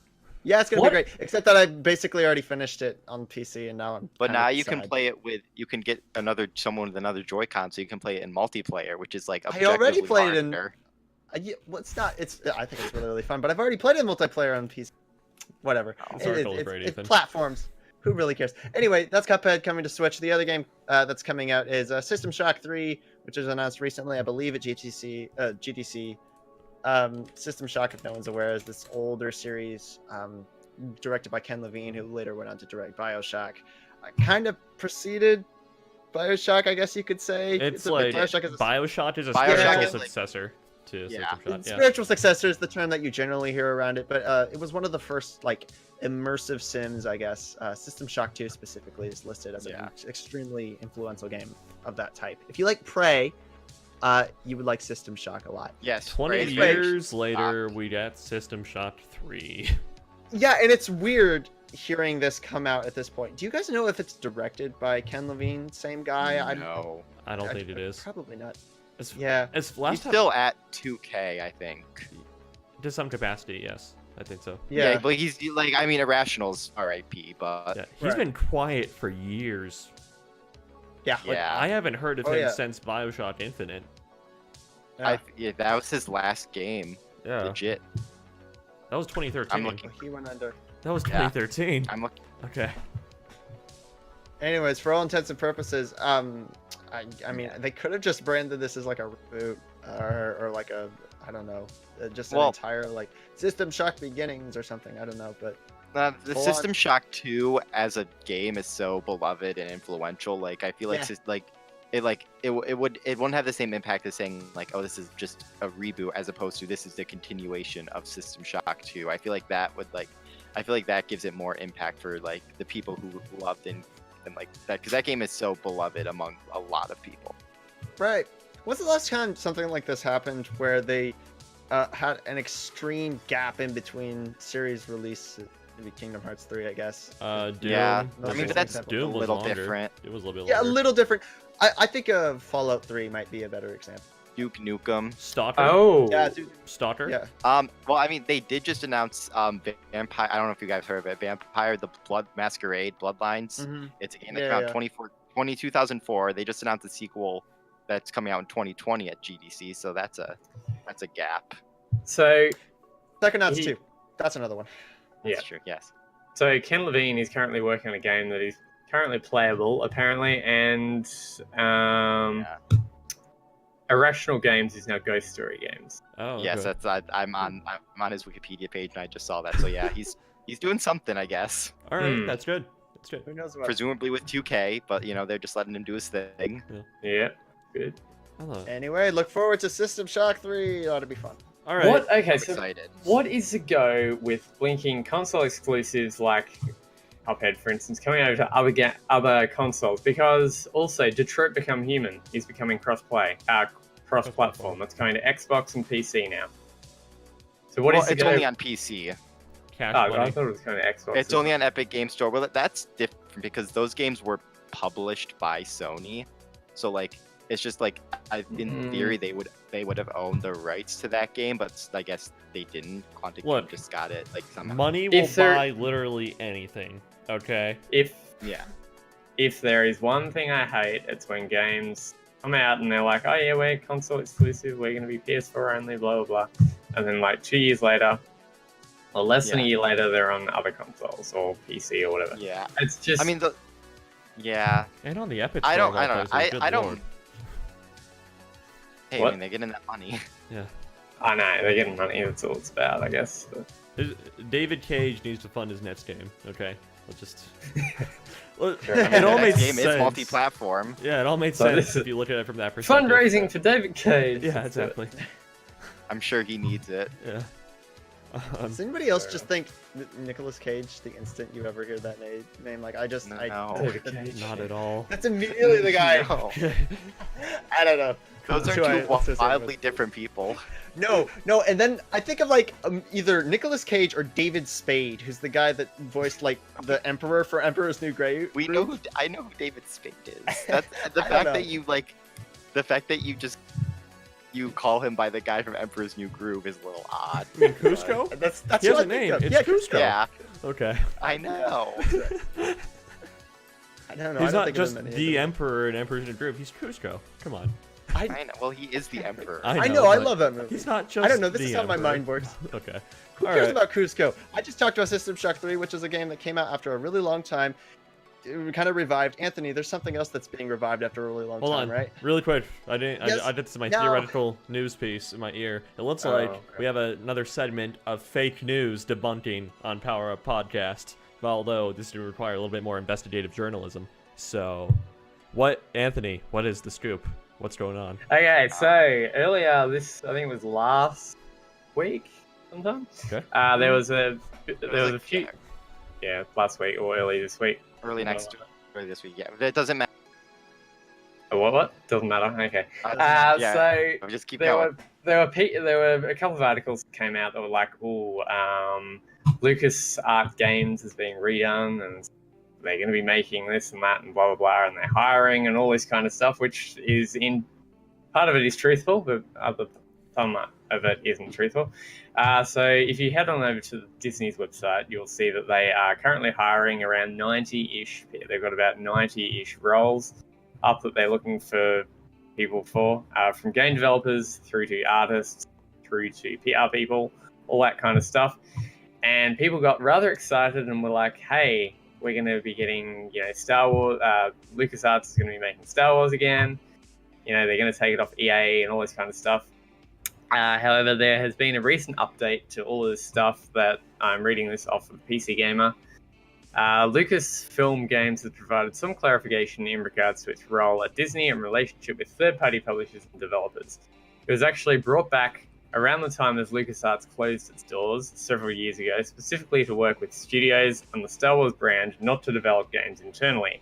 Disney and Lucasfilm Games are still committed to its partnerships with developers and publishers like EA, a representative said, and there are no plans to change this. The recent job listings, as noted in the original story, are all focused on supporting live and upcoming Star Wars games.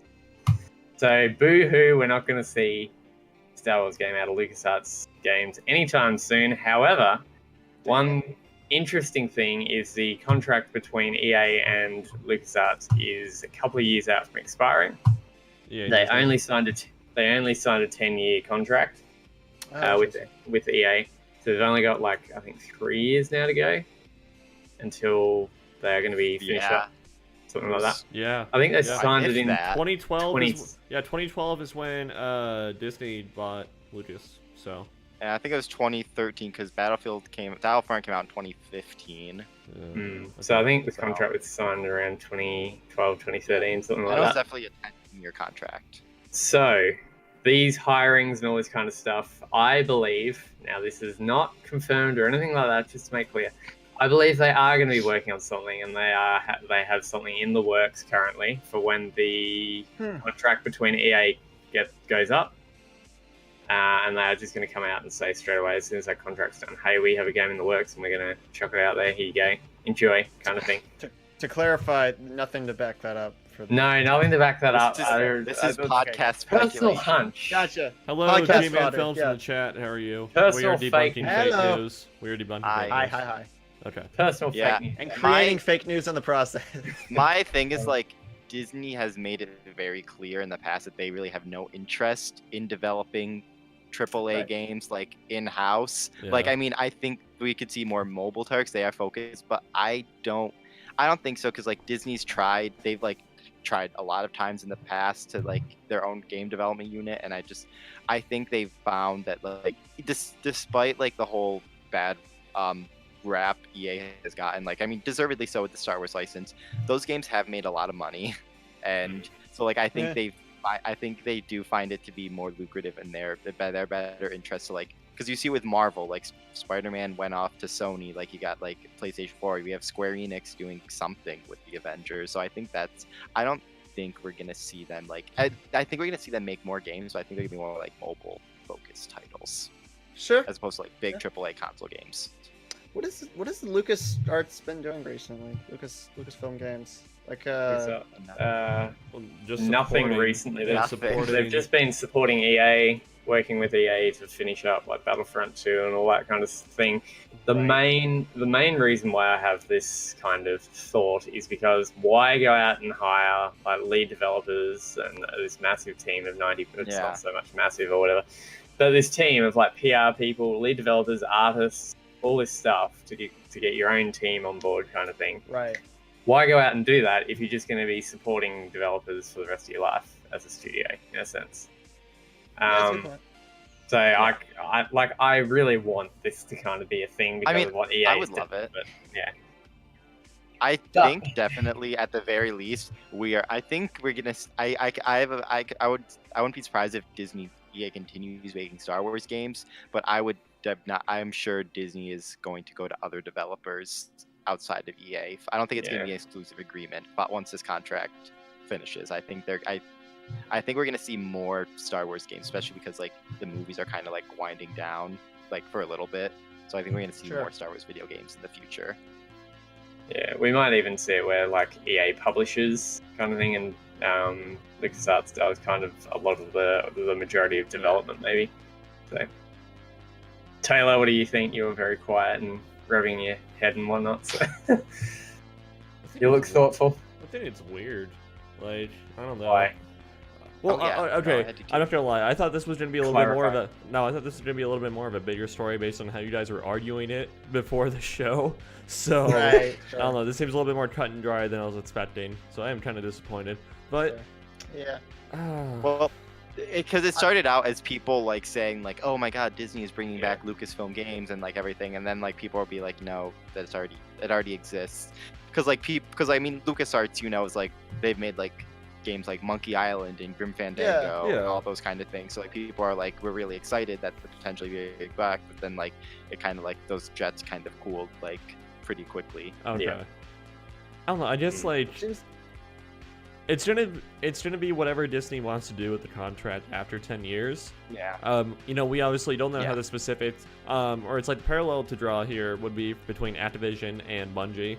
They had a 10-year contract, but they got out of it in 9.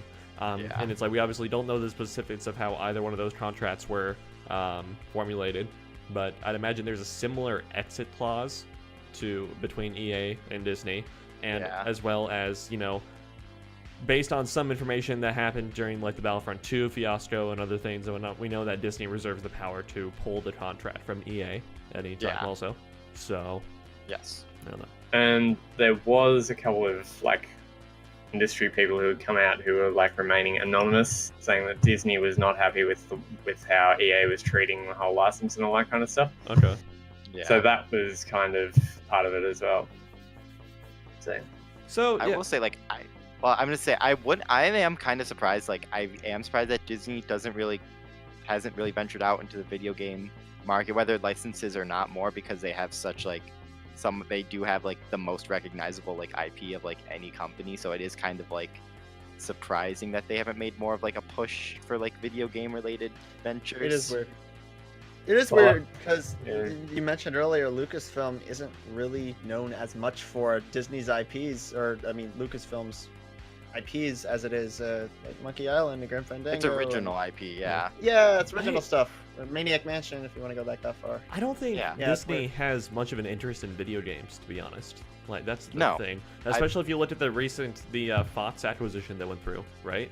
So it's like, you know, that's another whole world of TV and movies. I mean, they don't need. They definitely like. They don't need. Why bother? Right, like, exactly. Because I mean, they've already failed like with the video game field. So like, why bother? Like, they're strong enough in like film and TV and literally every other medium. Yeah. Yeah. I mean, if you're after world domination, they could go after that in a sense. So, well, they can just like buy EA or Nintendo or something, and like then those problems will be solved. True. For more on the best crossover between Disney and video games, just go watch Wreck-It Ralph. It's a great movie. Or Kingdom Hearts. Or play Kingdom Hearts. No, an actual video game. All right, fine. Yeah. If you really want to. Most ambitious crossovers in history. All right, so I hyped that up as fake news. So where's the fake news? Where's the fake news to debunk in that story? Is there any? Well, the fake news is basically that there's still articles. There's articles out there that are still saying that this is happening, and this is like even articles that were published today, saying that this is still happening. This is still a thing. Blah blah blah. Like I read on a couple of smaller sites, like published less than 12 hours ago. And that is kind of fake news in a sense. So be wary of what you read about this because it doesn't seem to be happening. Okay. Yep. If you're hungering for more Lucasfilm, just go play Monkey Island. It's a real good one. It's on Steam. I tried buying it on Steam. I did buy it on Steam, but I have a Mac, and evidently it's not It's only playable on PC on Windows, so I had to refund it, and I like shed a tear. If you want to play Grim Fandango, that's double fine. That is no longer owned by Lucasfilm. Okay. That's on everything. You know what? I'm still just depressed that we never get 1313. Okay. Yeah. Yeah, like I honestly I don't care 13-13. about any more Star Wars games unless it's 1313. Okay. That and then the game at Visceral that's now RIP. Well, I heard that like 1313 merged into that though. It was I feel like it was kind of like based off of it because like 1313 was kind of like an Uncharted-esque game, and then Amy Hennig was working on the Visceral game, so I think like it was I think it was turning into that. I mean, the Respawn game, you know, that's just, you know, fingers crossed on that. Yeah. Respawn makes good games. Yes, they do. I'm still waiting for that to be cancelled, to be honest. I stop it. Okay. I'm still waiting for Agent from Rockstar. Well, I mean, okay, I don't think Respawn's Star Wars game would be canceled just because, like, that's realistically EA's last go at a Star Wars game, right? And if they it's coming out this year. So. Yeah, and it's like if they want any chance in hell before it's like the contract is up for renewal, it's like the only chance in hell to renew the contract, then it's like this game needs to be good, you know, needs to do well. So. And Respawn is having a huge moment right now with Apex Legends, so it's kind of like. Why, like I mean, like they are kind of like EA's golden child at the moment, so like they kind of can kind of just like push that too. Yeah. Should we transition off of that into Taylor's news topic? No, not quite yet. That's out of order. Okay. We're sticking to the order.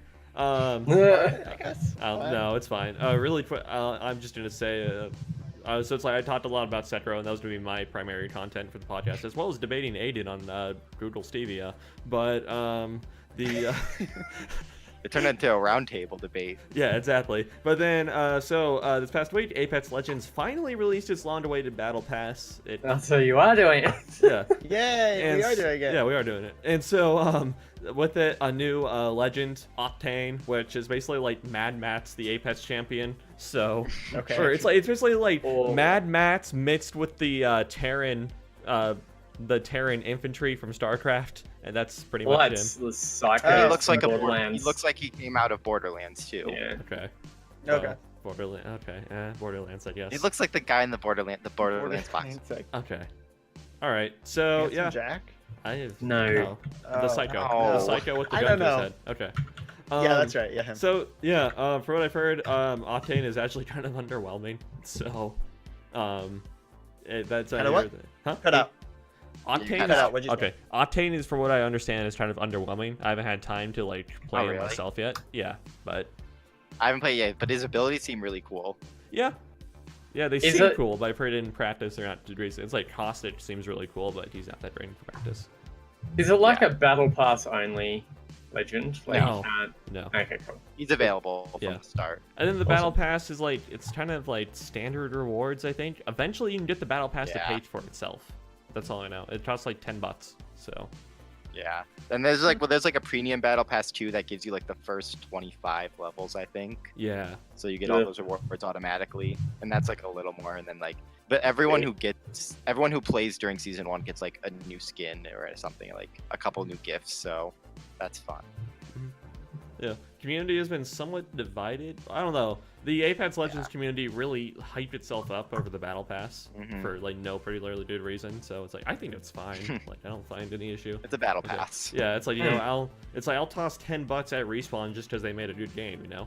So Yeah. Yeah. And then you can just Sure. use the battle, and then you can just use the coins earned that just for the next battle pass. yeah. And then you can turn it into Fortnite. Yeah. There you But go. you know what? Bottom line is go chuck your dollars at Respawn so that their Star Wars game is better. Okay? They need money. No, so that they can turn it into Fortnite. All right. Well, that's what happened to Fortnite. I mean, it's really bad now. Yeah, true. But like, I don't know. Just his latest season, at least, I've been Yeah. checking up a little bit. I don't know, of but like stuff. Apex Legends is developed by competent people, so Okay, fair enough. Way to go. Damn. I mean, I can't argue with that. there are some very questionable decisions that the team behind Fortnite has made, and that's all I have to say. Yeah. Apex is already Fortnite. Changed my mind. We don't have time to change your mind. So Aiden, No. is the future all Yes. digital? I mean, it might be. Okay. Well, at least PlayStation seems to think so. I have to pull it up on my phone because I exited out of the Twitter and I don't really want to Excellent. go through all that. So, GameStop. This is from Mario64 on Twitter, who's like known as like a huge Yeah. leaker who like just like brings out all the scoops. Okay. He's the Um, deals guy. Yes, and he also has a ton of deals. Oh yeah. Nice. So GameStop stores just got a memo saying that Sony will no longer provide full game digital download codes to retailers, not like specifically it should be not just GameStop, so like all retailers like Target, Walmart, all that. Digital games will only be available straight from PSN after that date. Add-on content and then PSN cards, so like your money amount, or will still be available. And so this is just like, I mean, it just we've definitely seen in recent years how like companies like Nintendo and PlayStation, Microsoft, and Sony have kind of like tried to like cut out the middleman, so to say. Like they want to be more of they want people to buy from themselves, so they get like all those. I think you guys are all like freezing on me. Hold on, give me 1 second. what was Wow. that noise? You guys, What? Yeah, it's like, Yeah, what was that noise? you guys like literally just like all froze on me, and I'm just like, huh? Hello? Okay. Hello? Did It's you the guys catch? apocalypse. Yeah, did you was I saying like anything? Yeah, you were. Yeah, you were going you the were. whole way It's- through. Okay. and then there was like Yeah. a Okay. screaming cat noise, something like that. Oh, I don't know what that one. Yeah, That we was- don't They know were either. But frozen in okay. time. Yeah.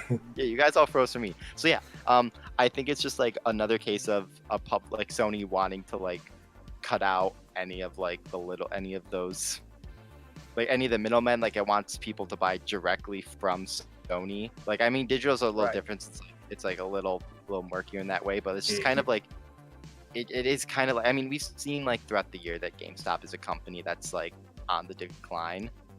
and it's having a pretty rough go of things in recent months. Right. So I think One this is way kind of putting like another like, I don't want to say nail in the coffin because that's kind of like doom and gloom, and I don't think GameStop's gonna like go away like right away, but like it's another like kind of like down, it's another like push for like not even a push, another like another obstacle that GameStop, because I mean I don't think a lot of people necessarily buy digital codes for full games from GameStop, because like if you go to GameStop you're gonna buy like you're mostly gonna buy a game, like a box game, but it's kind of just like, it's kind of a stepping stone for Sony to be like, we don't want you, we don't want to be as in this partnership with you, and like it's kind of like them like setting the seeds for that in some ways.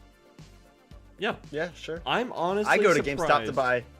Oh, go ahead. Sorry, what were you No, gonna go ahead, Ethan. You're talking first.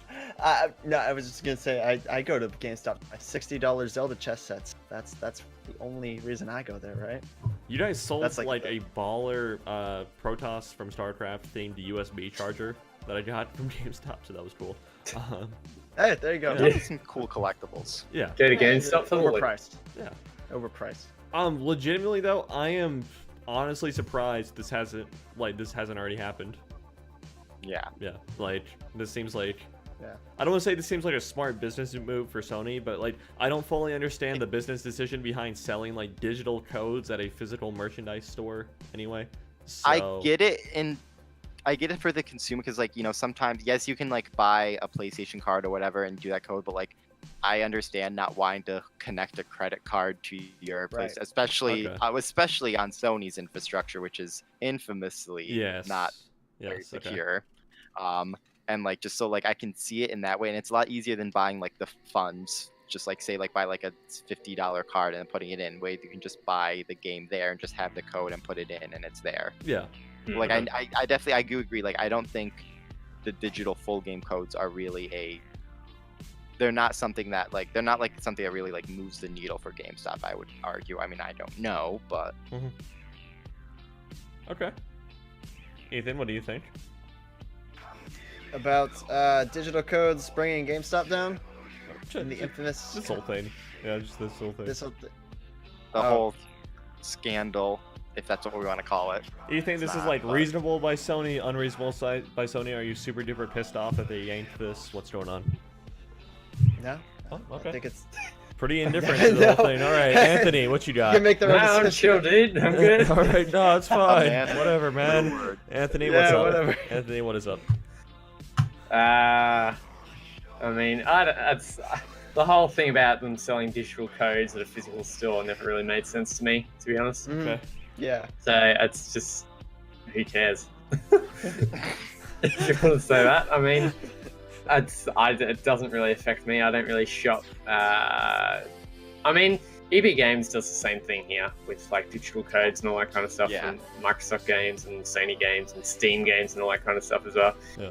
I've never bought one. It's never really affected me. It's kind of a waste of shelf space, in my opinion. But Okay. I don't know. I'm sure it's affected some people. I've been super dissuaded with like downloading games to consoles and whatnot. Sekiro wasn't that bad because it's only like 15 gigs, but like Yeah. but like Red Dead was like 99 or something like that. Oh gosh. So Yeah. yeah. Yeah, true. Yeah. Yeah. I mean, for me, it's more the whole price aspect, not so much the whole storage aspect of it. Okay.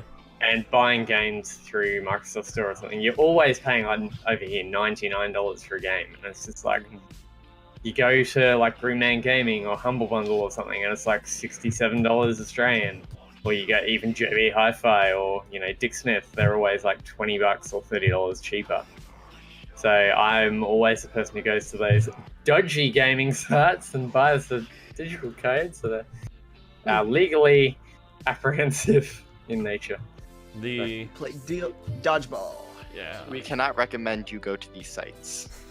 We do not also I mean, advocate. Humble Bundle and whatnot. Oh, Humble Humble Bundle's Bundle's fine. Humble Bundle's fine. We're talking about Green like G2 Gaming. Yeah, we're talking about like G2A or like GMG or something, G2A is like nearly as big as Green Gaming now.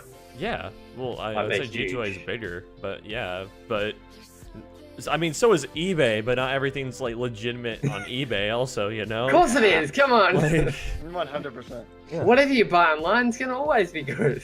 yeah, I can go on eBay Especially right now and Craigslist. get like a 9900K for $20. It's totally not just an atom. Go buy a 500 gig SD card for $10 off eBay. Or Ally Oh, yeah. Express for that matter. Yeah. You know, everyone making like big deal about like the 1 terabyte micro SD card that was unveiled a few weeks ago. Ally Express has had that for 10 years already. You know. Get on the I wish $2. Yeah.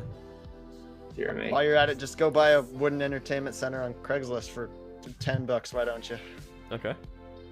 So, Anthony, how about you tell us the games releasing this week that you won't... What was that? Okay, anyway.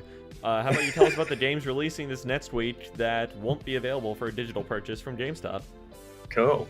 So there are quite a lot this week because it's the end of the month, so bear with me. So Generation Zero is going to PC, PS4, Xbox One on March the 26th. Nelke and the Legendary Alchemists, LT something rather, of the New World, PC, PS4, Switch on March the 26th as well.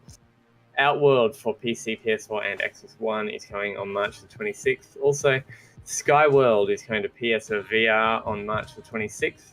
Final Fantasy 15 Episode Arden is going to PC, PS4, and Xbox One, also on March the 26th. Space Junkies is going to Rift, Vive, and PSVR, also on March the 26th. The Walking Dead, the final season, Episode 4, is coming on to PC, PS4, and Xbox One, and Switch on March the 26th. Are they still doing that, are they? I thought that was... Walking Dead? Yeah. They, through some It's the last manner of, episode. Like, contract Oh, I and thought- BS-ery, they were able to... Yeah, Well, okay. Yeah, like with the company, like the company that like creates The Walking Dead, like stepped in and be like, yeah, we'll Mhm. finish this. Okay, cool. Xenon Racer is going to PC, PS4, Xbox One, and Switch on March the 26th as well. Final Fantasy VII is going to Xbox One and Switch on March the 26th. What? I'm I'm so Yeah. excited. Wait, to this play it isn't on the remake. Switch. This is just a port, right? It's the port. Yeah. Okay. Yeah. Okay. No. Okay. I was like, wait, But no I'm way. still The remake so isn't. excited. Okay. Okay. It's here. Yeah, Get ready. It's Yeah. coming exclusively to the Xbox and the Switch. That was the weirdest Yes. part about it to me. Also, I was like, what? Okay. All right. Sorry. Keep going. Galact Z, the Void Deluxe Edition, is going to Switch on March the 26th as well. Path of Exile is going to PS4 on March the 26th as well. The Legend of Heroes, Trials of Cold Steel is also coming to PS4 on March the 27th. DayZ official launch is coming to Xbox One on March the 27th. Ooh, wow. But Okay. that's just launching on Xbox. Yeah. Yep. Oh wow. Wasn't that a PS4 exclusive at one stage? No, No, not that's even. Days Gone. That's Yeah. Days Gone. It's all good. I Grim mean, I Dawn- think. I don't know. What? I was gonna say I always get like DayZ and like H1Z1. I get them all. Yeah, Good stuff. same. They're all zombie games. I mean, what's the difference? Grim Dawn Forgotten Gods expansion is going to PC on March the 27th. Mortal Kombat 11 beta is going to PS4 and Xbox One on March the 28th. War Party is going to PC, PS4, Xbox One, and Switch on March the 28th as well. Tanzia official launch is going to PC on March the 28th. Gwent Crimson Curse is going to PC, PS4, and Xbox One on March the 28th. That is doing quite well apparently at the moment. Gwent I'm is. aware. I'm Yeah. aware. Tropico 6 is going to PC on March the 29th. There you go, Taylor. You might like that. Do you like Tropico I like games? Tropico, yeah. It's good. It's a fun game. Okay. If I mispronounce this, I do apologize. Opanacia, I think it is. The Stolen Sun is going to PC and Xbox One on March the 29th. Unheard is going to PC on March the 29th as well. Kingdom Hearts, The Story So Far is going to PS4 on March the 29th for EU. Yoshi's Crafted World is going to Switch on March the 29th. Here we go. All of our favorites. Assassin's Creed 3 Remastered includes Liberation Remastered. It's going to PC, PS4, Xbox One on March the 29th. Ancient Enemy is going to PC in March. JetX is going to Rift and Vive in March. Save Koch is going to PC in March. So within the They're next running out of 7 days time. or so. They're running out of time. Right. Where the Bees Make Honey is going to PC, PS4, and Xbox One, also in March, and that's it for this. Game up. And that's it for this week. Where the bees make honey. Apparently. Comb. It's in a comb. No, That's right. oh, it was a Kickstarter game, I think. Okay. Oh, this is Honey. not what I was expecting to be. It's like a platformer, isn't it? I don't know. It tells a story about reflecting on different moments from childhood, which are played in What? experience of an adult perspective. At its core, What? it's a narrative-based game. What? So It I was a googled where the Kickstarter bees thing. make honey, and the first thing that came up was Oh, dear. honeybee.org.au. Bees need to. This is from the Australian Ministry. What? Oh It's a dear. puzzle adventure. Run! Run away! What is? It's from Australia, then run away. You're There's playing the it, trailer. right? Oh, I played an Australian game before. I played some good Australian games. Yeah, Australian game's good. I mean, What's an Australian game? that I- Borderlands 1 and 2 were co-developed in Oh, Australia by 2K Australia. That explains a what lot. are we even talking about? Ah, Where the Bees Make Honey actually looks alright. It's like a side-scrolling. It looks kind of like I kind of want to. I think I may kind of want to play it. Okay. It looks kind of neat. enjoy. I like games that like make me cry, so Ah. I hope this makes me cry. Okay. Have you played To the Moon, Aiden? Yes. Okay. You know It's coming to It's Switch. getting an adaptation. That's coming to soon. Switch too. It's getting an adaptation soon, like a movie adaptation. Oh yeah, aren't they making like yeah? Good Yeah, I anime. know that. Okay. Well, the same I think guy they who just did- announced their new. Didn't they just announce a new game to that studio? They Ah, recently yes. came out with Yeah. Finding Paradise. Yeah, that's Okay. right. Huh. Wasn't the movie being done by the same guy who did Your Name? No, it's Was it being done by the someone same else? studio that did Your Name. Okay. Yeah. All right. So it's gonna be a very pretty movie. Yes. Well, Probably. I don't know. That studio doesn't necessarily inherit the art style of Makoto Shinkai. So That's true. yeah. So it's like so much of like it's like Makoto Shinkai's very very stylistic with how he directs things, everything, and how he That's very animates true. everything. So all right. Anyway, all right. We're going on over 2 hours. Woo. Oh, This is Doing the- well. That's not good terrible. old podcast. I've listened. No, not. I've listened to podcasts that have gone on longer. Yeah, I have a 5-hour like tech podcast to get through this next week. Oh, Why? goodness. Because I'm a you have nerd. to That's get the- why. Homework. It's homework. I do it when I'm Required- driving to class. yeah. Okay, that's Yeah, fine. Yeah, it's as soon as I'm driving to and from class. But all right, Anthony. I love podcast driving. Yeah, Anthony, where can the good people find you on Twitter? I'm on Twitter at SameAntman19. I don't really post that much. I mainly run the website social media, so Twitters, Facebooks, Instagrams, all that kind of stuff. So if you're wanting to get in contact with me, that is probably the best spot to do it, or the community Discord for us. Okay. Awesome. Ethan, where can the people find you on Twitter? I am on Twitter at Linkachuchu, Linkachuchu. I don't know. I mostly retweet random crap about Smash Brothers. Awesome. And that's Cool. what you can follow me for. Yeah. It's All good right. times. Aiden, how about yourself? I'm at Aidan Simonds, Aidin Simonds. I don't want to say I shit post because like that kind of gives a bad thing, but I just You should I post. have a very odd Twitter presence. There goes the PG rating. he already said it I know. earlier. So something that yeah, I have an odd Twitter presence. I just I'm a fun time, so follow me. I saw you did this weird thing where you watched like the first episode of Game of Thrones recently and posted your random notes. I gave all my Yeah, I need as someone to who watch has, the second episode. as someone who has never seen an episode of Game of Thrones, that was very out of context That's weird. true. I gotta say. I still need to watch the second episode. I'm trying to watch before the final season premieres. Just so read the books. Actually, All no, don't read 7 the books because you'll seasons. be There you forever waiting in limbo for the last book to come out. Even though, actually, I don't want to get into the story. Okay, awesome. Okay. You can follow me at INFERIUSELLECON. It's Infurious Helicon. I do all sorts of things on Twitter.